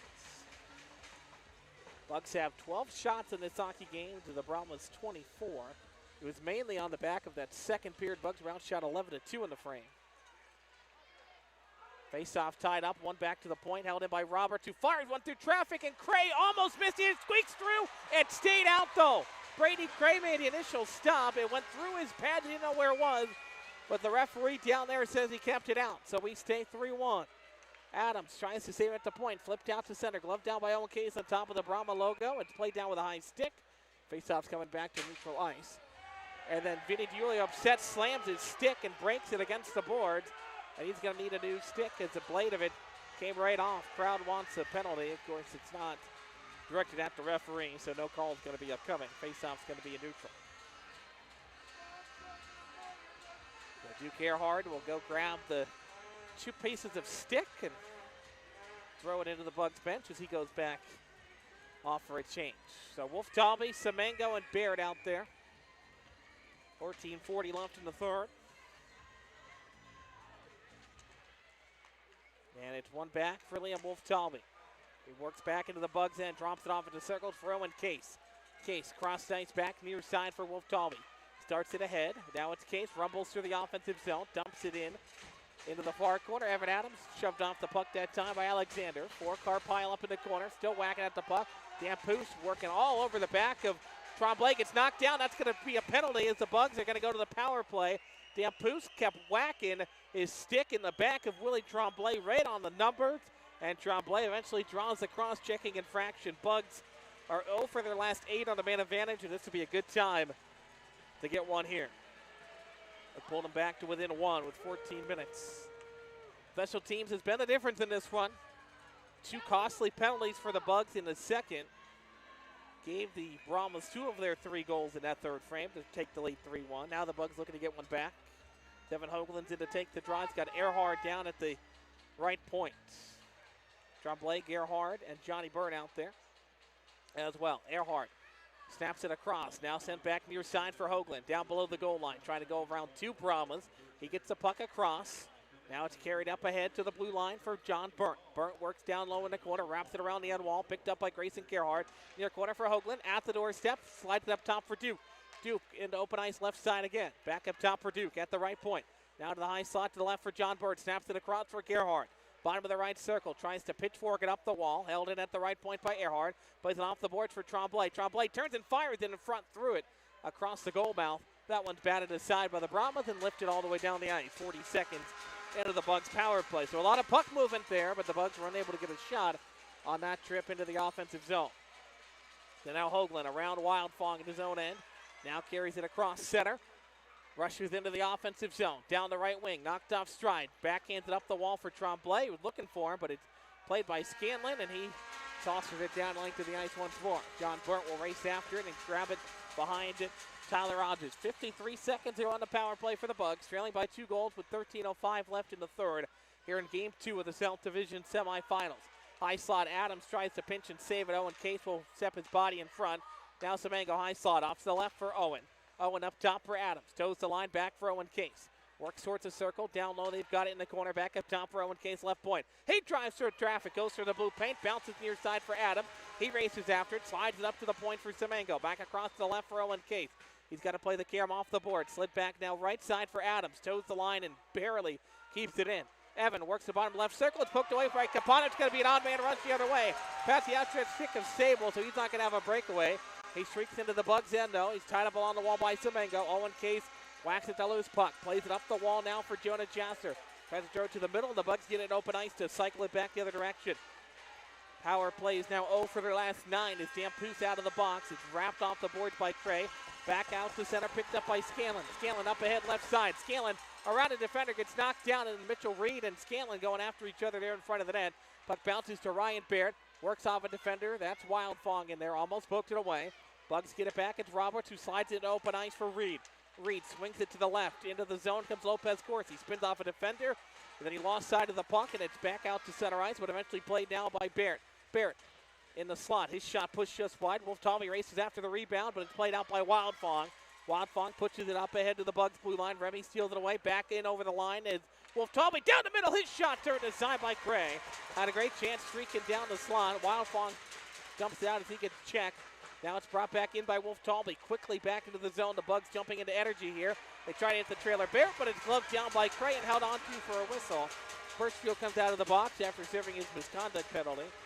And we'll see what head coach H.C.P. Campbell decides to do with him here with 11:21 left to go in the third. Bugs with some good energy, 4 shots just after that power play expired. But it remains a 2-goal Brahma lead.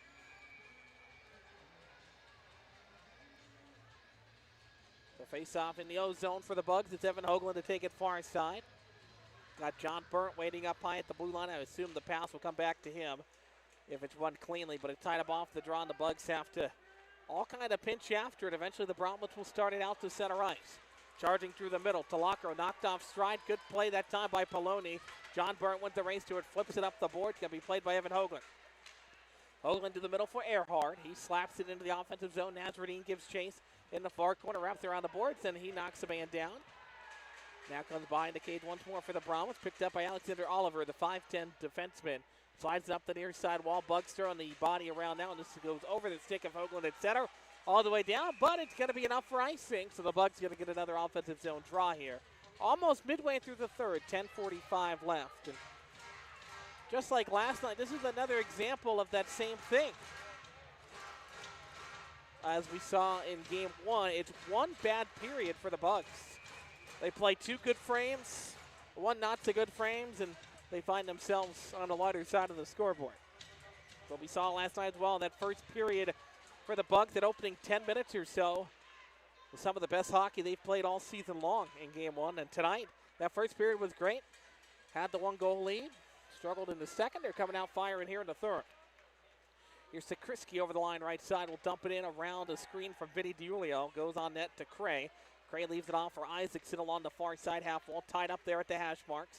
Now it's played by the Bugs as they send 3 players in that battle there. Sent into open ice. DiUlio cutting down the middle, tried to backhand it. Never got to him, though, as it bounced off of Brahman all the way back down. Evan Adams will retreat back into the Bugs' end. Cycles it quickly out of the zone to his right around Ventacinque, up the shadow of the boards. Plays the carom to Vinny DiUlio. He went the foot race to beat the icing call out. Below the goal line, the Bugs play it. Offensive zone. Back for DiUlio in front on the doorstep. Rebound stopped by Cray. He jumps on top of it. The Bugs set it up perfectly once again, but Brady Cray with another stop in net for the Brahmas. My goodness, this is a great third period for the Bugs. The goaltender standing on his head, and that should bring us to immediate timeout, and it will. 9:57 left in the third, 3-1 the score. Bugs trying to inch their way back, and they're doing a good job right now offensively. Back in a moment here on the Bugs Broadcast Network.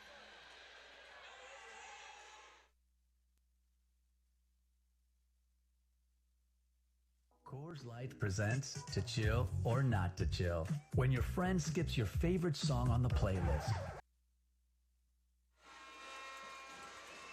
We will rock you with the cowbells and the horns and everything else going off here at the NITEC Sports Center.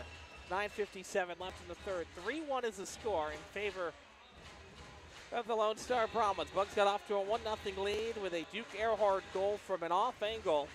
His second goal of the weekend and already his fifth of the playoffs. Grayson Earhart got an assist on that goal to get to 60 points on the season.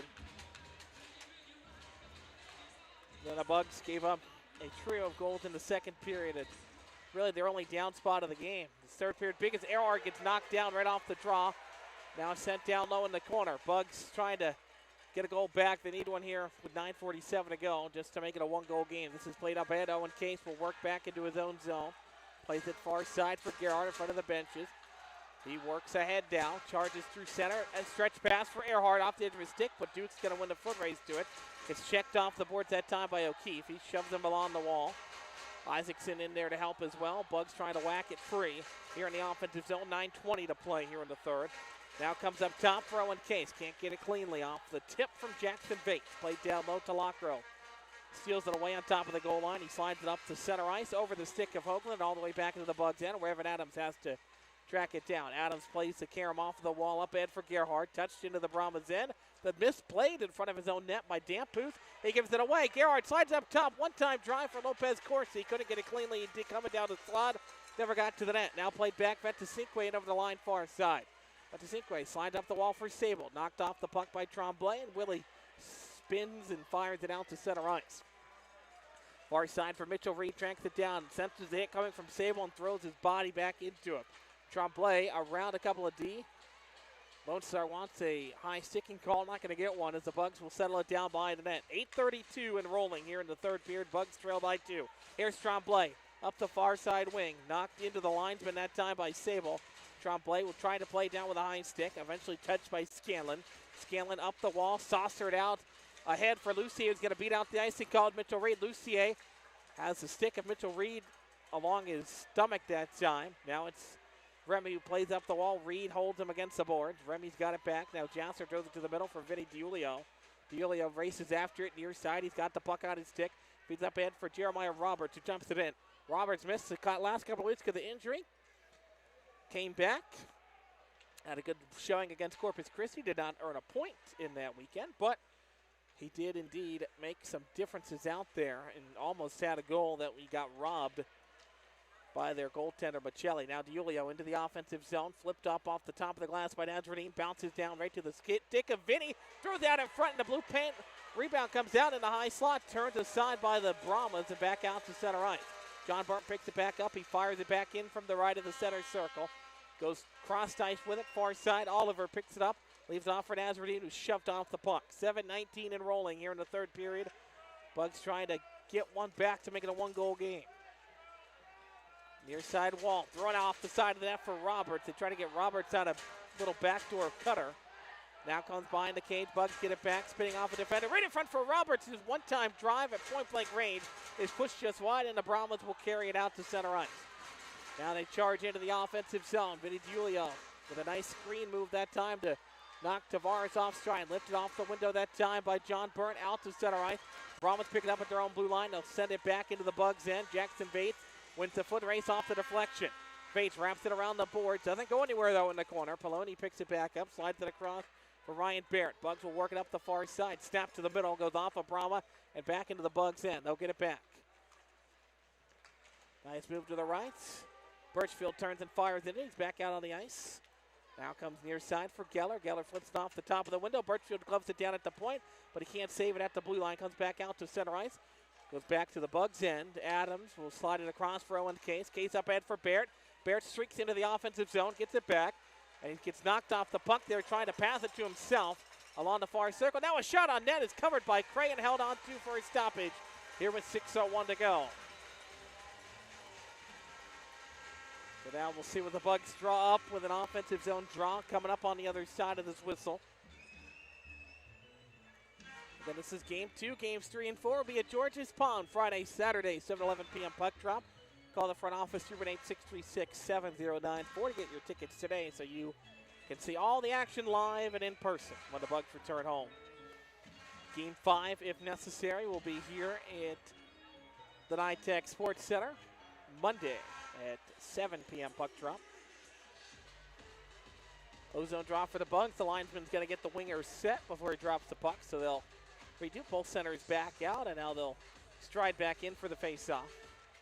The left side tied up, goes off the side of the net, and Dampoose is going to eventually control the puck for the Brahmas in their own zone.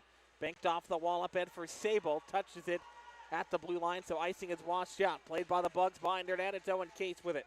Settles it down, now signs it off to the left for Gerhardt. His stretch pass for Earhart is knocked down, and Dampoose clubs it down to a stick and fires it in from the red line. Owen Case gives chase, looks over his left shoulder to see Sable coming down on him.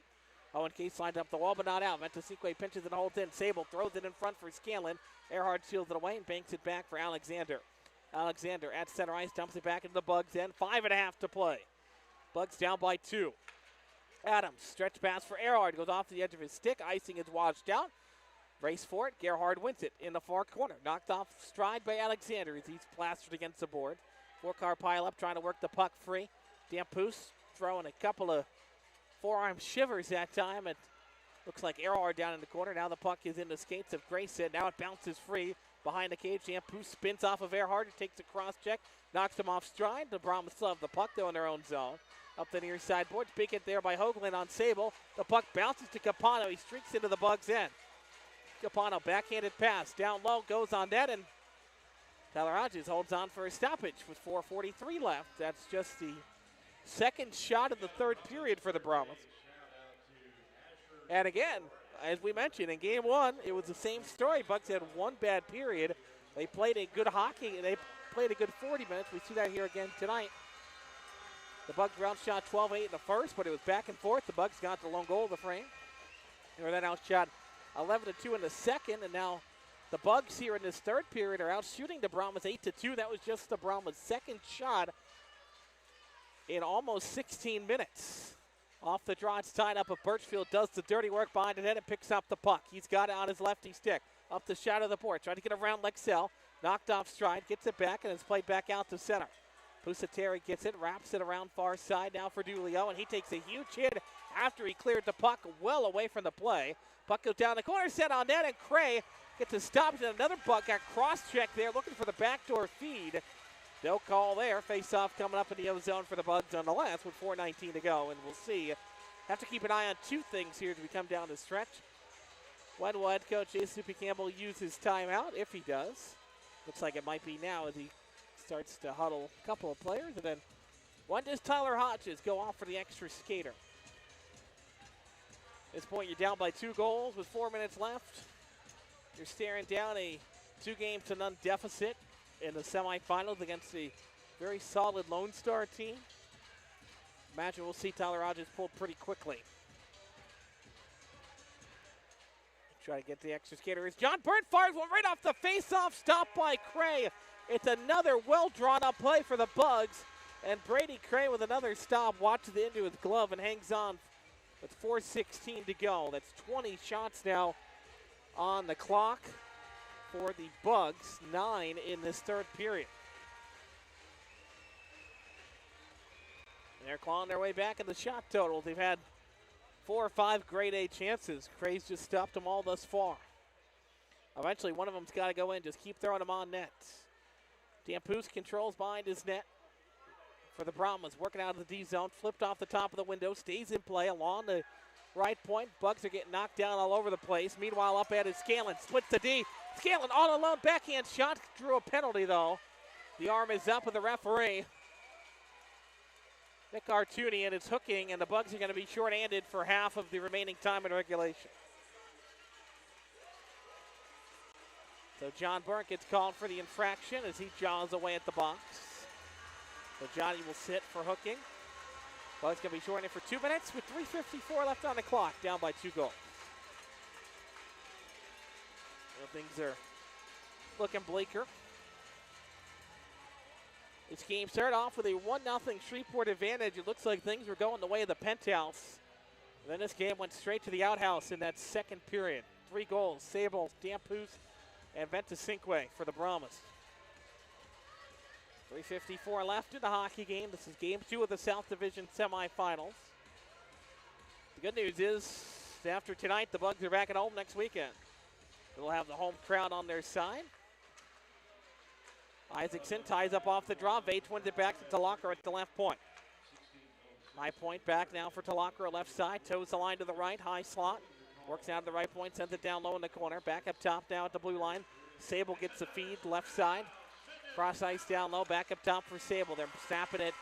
Cross ice back and forth. Sable plays catch. Now for Vates, tried to one-time into the slot. It goes off a bug and up into the netting and out of play. Nice catch there by a Brahma fan. Stops the time at 3:28. Guess you can't make it out to George's Pond next weekend for the game. We'll be on the air at 6:50 for our 7-Eleven start. 6:50 on the Landers warm-up show. By the way, over in New Mexico, El Paso has just retaken a lead for the third time in the game. They now lead 3-2 with 6:13 to go in the third. So that's been a wild series. 6-5 overtime game last night, and then tonight El Paso again has had the lead at 3 different times. They surrendered it the first 2 times. Brahmas win the offensive zone draw. Back up top for Dampusi. Can't save it, and Semengo almost forced a odd man rush going the other direction. The Brahmas turn it over at center now. The Bugs carried ahead. It's Chasser into the slot. Tried to split the D's, knocked off stride, and the puck trickles over to the wall, and then Scanlon takes a fistful from Jonah Chasser that time as Jonah cleared the puck in deep. Brahmas started off, minute 10 seconds ago on the power play, and the burnt penalty. Thrown away by Joe Semengo. His penalty kill unit has looked great this weekend. The power play has struggled of their last 9, but they had 6 chances yesterday, were unsuccessful, and unsuccessful thus far on 3 tries today. McFadden takes the check from Murray that time. Puck trickles into the zone. It's Mitchell Reed. Far side wraps up the boards. Icing is washed out. The Bugs are still shorthanded. 47 seconds to 40 and counting here in the third period. Bugs trail by 2. Scanlon now for Sable. Streaks into the zone. Right side drops off Scanlon. He goes top shelf and scores. He beat Tyler Hodges stick side. Scanlon salutes the crowd. It's now 4 unanswered for Lone Star, and it's 4-1 with 2:29 to go. The Tyson Scanlon's been held off the score sheet by and large by the Bugs this season, despite being their leading points man, or leading goal scorer rather. Now he's got 20 on the season. It's his first of the playoffs, and it's now 4-1 Brahmas. Bugs were showing some life there on that penalty kill. Maybe look like they get out of it still only down 2 with 2 minutes to go, but they get it in over the line, and Scanlon just goes top shelf to get it stick side of Tyler Hodges. So 4-1 the score. They're collecting the Brahmas out there at the NITEC Sports Center. For all indication, the Bugs are not going to fall down 0 games to 2. They're going to have to go back home and make some magic happen at George's Pond, as they've had to do all season long. The Bugs are a team, as we've seen, they play better with their backs against the wall. So hopefully we'll see a bunch of that coming up next weekend. So again, 7-11 puck drop. 6:50 on the air for the pregame show. If you can't make it out to George's Pond, we'd love to see you there. Call the front office, 218-636-7094. And while they do collect the Brahmas out there on the ice, we'd like to remind you that Johnny's Pizza House is a proud corporate partner of your Mudbugs. Johnny's Pizza House lets you a slice of the best pizza in town. And by our friends at Porter's Industrial, who've been delivering the difference for Mudbugs hockey. They've been locally owned and operated for over 50 years, providing floor mats, uniforms, and facility services for your company. Porter's Industrial, delivering the difference. So the Brahmas have all been collected by the little kids out there. They get the glass taps and the cowbell cheers as they skate off down to our left, down in the corner. And they close the door on the last little. We'll start it up the far side for Burt. Snaps it across for Earhart. Stretch pass doesn't connect. Icing is washed out as Duke won the race. Duke tries to slide up to the blue line, looking for Hoagland, who fires an off-angle shot. Off the side of the net, back up top for Duke, who saves it with a nice spin move there at the right point. Down to the corner, Tremblay picks it back up, throws it through the blue paint. Bounces far side for John Burt. Down low for Grayson Gerhardt. Guard gets it below the goal line, works behind the cage now. Picked up by Geller. He'll slap it up the boards. Far side, John Byrne again holds it in his skates. Earhart bounces it free for Sakrisky. Net is empty for the extra skater. Bugs down by 3. Now we get a whistle here as the net came off.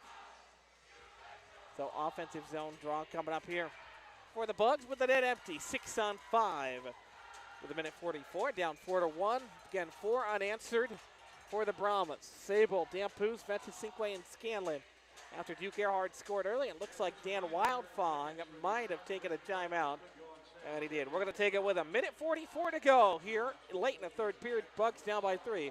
Back in a moment here on the Bugs Broadcast Network. Hey, Mudbug fans, this is Duncan Welker with the Shreveport Mudbugs. DeFata and Associates Investigative and Risk Analysis Services has been conducting professional and private investigations for over 20 years. They offer both a full range of services to both businesses and individuals. Whether you need an investigator for a personal matter like a child custody case or suspect an internal theft problem within your business, DeFata and Associates can get... Brady Cray to the far side. Oakland to take the draw, but it's won by Lone Star in their own zone, and Scanlon will wrap it around the boards. And John Burnt tries to save it. He does initially, then it's backhanded out on a diving play by Scanlon. Goes towards the empty net, not going to be icing, and then it's played in as Earhart got beat in a foot race. Tyson Scanlon scores. It's 5-1 Brahmas, and that's going to seal it. Scanlon second of the game, second of the period, second straight actually. His 21st goal, and it's 5-1 as Scanlon goes John as he walks by the Bugs bench. It was a good third period early on, then the empty net goal that time for Scanlon busts this game open. And they'll collect the Brahmas. There's not many Brahmas still being thrown out there on the ice. And Tyler Hodges, well, the door is open for him, and he'll head back in net for the final 92 seconds of this one. Well, this is not the start we wanted to the playoff series, but there's still 3 games left. 2 at home, 1 back here in Lone Star. Face-off coming up at center ice. Shots 27-20 in favor of the Brahmas. Although, again, the Bugs have done well in this third period, out shooting the Brahmas 10-3.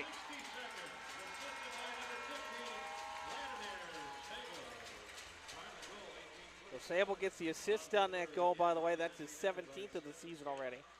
Referee almost gets taken out on the face-off. The puck bounces into the Bugs' end. Mitchell Reed will play catch with Remy Pusatero on the near side wall. Up head for Wolf Talby. Takes a big hit that time for Najradine. Goes in the corner for Alexander. He takes a body.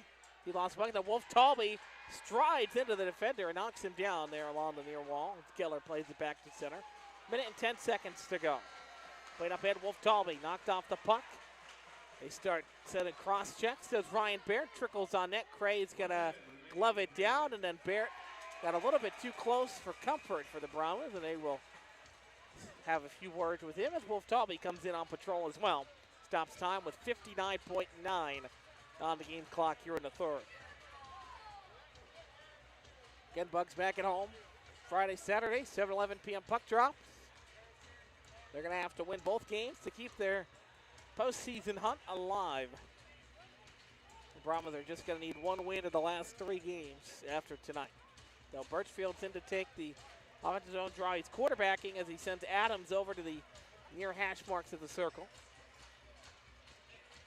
Birchfield sets his feet, and he won the draw towards the net, and Cray will cover up. We're going to do it again on the same spot with 56.4. Stay tuned with us after this final 56 seconds. We'll wrap it up on the Nicky's wrap-up show. We'll call it a night from just outside of Dallas. Bugs will make the trip home tonight and be back at practice this week to get ready for next weekend's games. Big drive for Adams from below the goal line is up into the netting and out of play. Stops time again for 51.4. Like the linesman's checking the nair. It looked like it might have popped off just a little bit on that big drive as Cray might have knocked in. Passer gets knocked down, and then he's going to get called for the penalty, it looks like, and maybe it's Alexander. We'll see the signal. The Bugs had the puck, and the referee blew the whistle. Then Alexander looked like the guilty party. Instead, it's going to be Charlie Birchfield again, and he wasn't happy the last 2 times, and he's not going to like this one. Gets called for cross-checking. He's going to sit for 2. The Bugs are going to spend the rest of the game shorthanded. Not that it quite matters with the game out of reach. So Birchfield having a tough evening out there. He's a player we love to watch. He plays with a lot of fire, with a lot of heart. He had 2 penalties in that second period that flipped this game. But the Bugs gave up 2 power play goals to the Brahmas. Then he got a 10-minute misconduct, so it didn't affect straight, but we lost him for 10 minutes, and now he's back in the box. Alexander, left side, at the circle. He blasts one wide, tried to one time and missed it. Goes far side, up the wall again, Adradine snaps it across again for Alexander. Alexander back up top to Adradine, fires the one-timer, goes off of the referee. Bounces up the wall for Alexander again. At the hash mark, it's Capano. Shoved along the wall. Capano gets it back. Flipped up to center ice. Now goes back out to center ice. Played down by the Brahmas. They've got it again. Najradine knocked high hard. That's going to be a penalty on Semengo, and then they're going to grab him from behind as everybody's going to grab an dance partner. Semengo with a hit after a late turn from a Brahma. He got hauled down. Mitchell Reed's about to take the head off of somebody. That's Capano over there away from the main scramble. Mitchell Reed did not like Capano grabbing Semengo, and Semengo had something to say about it. And now we've got Tyler Hodges is skating up towards the blue line. He might want a goalie fight. The goaltender, Cray, is waving him off. Referee's got an eye now on Tyler Hodges. We wanted a goalie fight, not going to get one. Semengo's going to get sent to the box. They're going to keep out on the ice as Tyler Hodges being warned by the referee to stay back as Brady Cray still jaws away from him. Mitchell Reed is finally separated from Capano as he didn't get it off.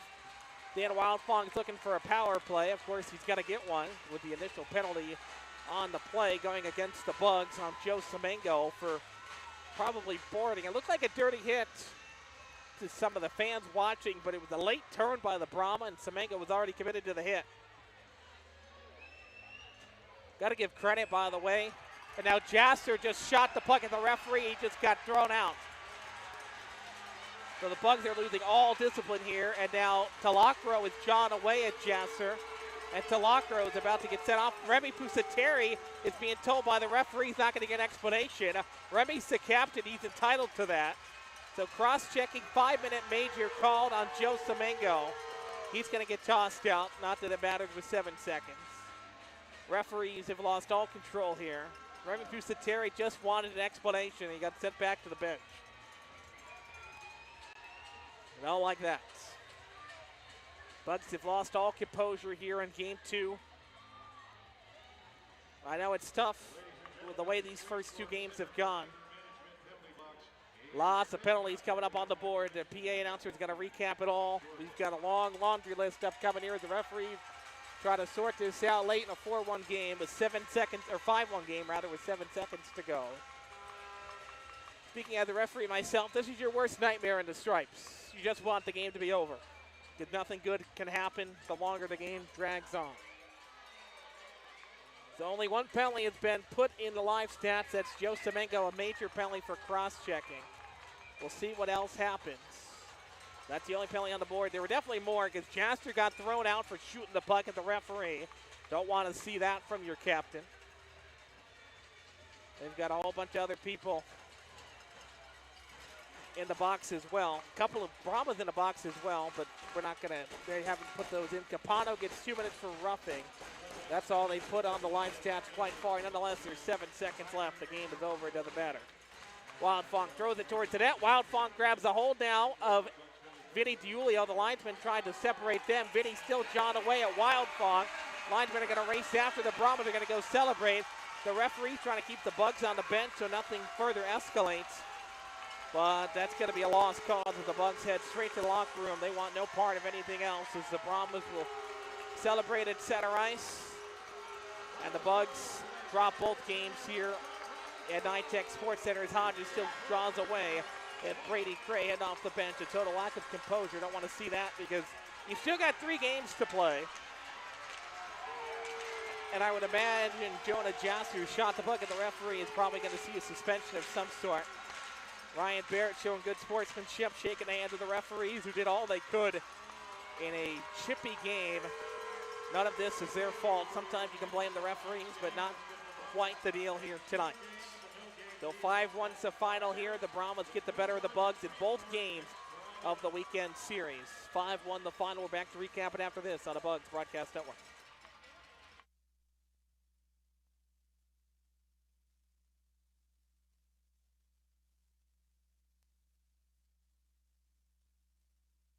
Congratulations! You kept a plant alive another day. You deserve a refreshing reward. Introducing new Whataburgers from Whataburger. You finally returned a text. Thumbs up emoji. You hung up a shirt. You changed a light bulb. You walked the dog around the whole block. Attaboy, it's treat time. The new prickly pear raspberry Whataburger from Whataburger. An icicle treat for every small feat. What a burger. Down Home Meats is a proud corporate partner of your Shreveport Mudbugs. Whether you're grilling outdoors looking for a hearty or flavorful sausage for breakfast, a gumbo platter, or anything else, Down Home Meats has the perfect sausage for all occasion. Once again, that's Down Home Meats in the Stonewall, Louisiana area and available at all major grocery stores. Down Home Meats, the perfect old school smoke flavored sausage and doing old school sausage the way it was meant to be. For those that have fallen, I say get up. For those that are asleep, I say wake up. For those that are seated, I say rise. It is time. The world needs what we possess. The only hope for a dark world is the light of Jesus Christ. Let your light so shine. Thank you for tuning in to this Word of God Ministries message. For the big, small, short, tall. For the thinkers and the doers. For old friends. Coca-Cola. For everyone. Hey, this is Tyler Hodges, and you're listening to Shreveport Mudbugs Hockey on NATV and the Mudbugs Audio Network with Zach Grant and Duncan Welker. Now let's get back to the action.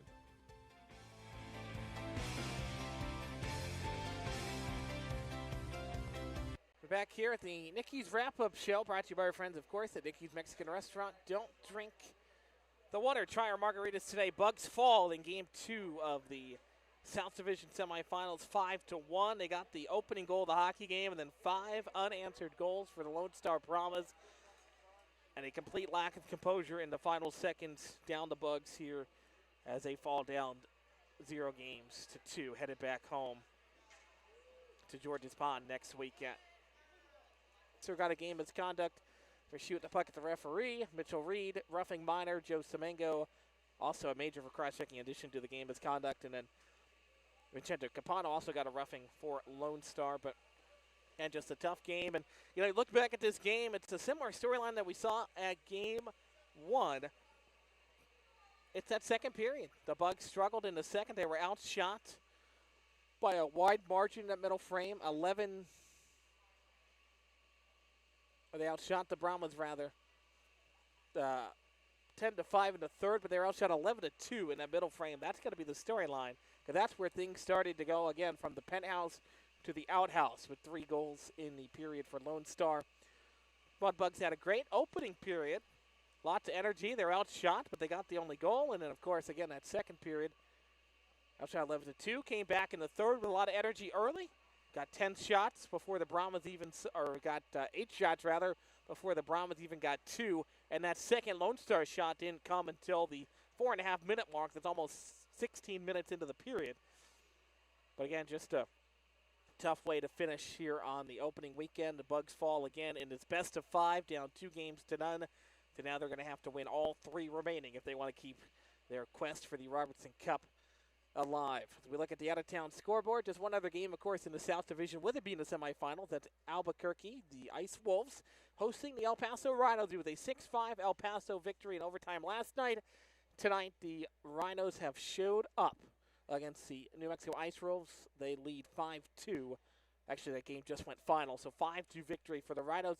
They take a 2-0 series lead on the Ice Wolves, despite being outshot 28-21. That's going to put a wrap on this one here tonight.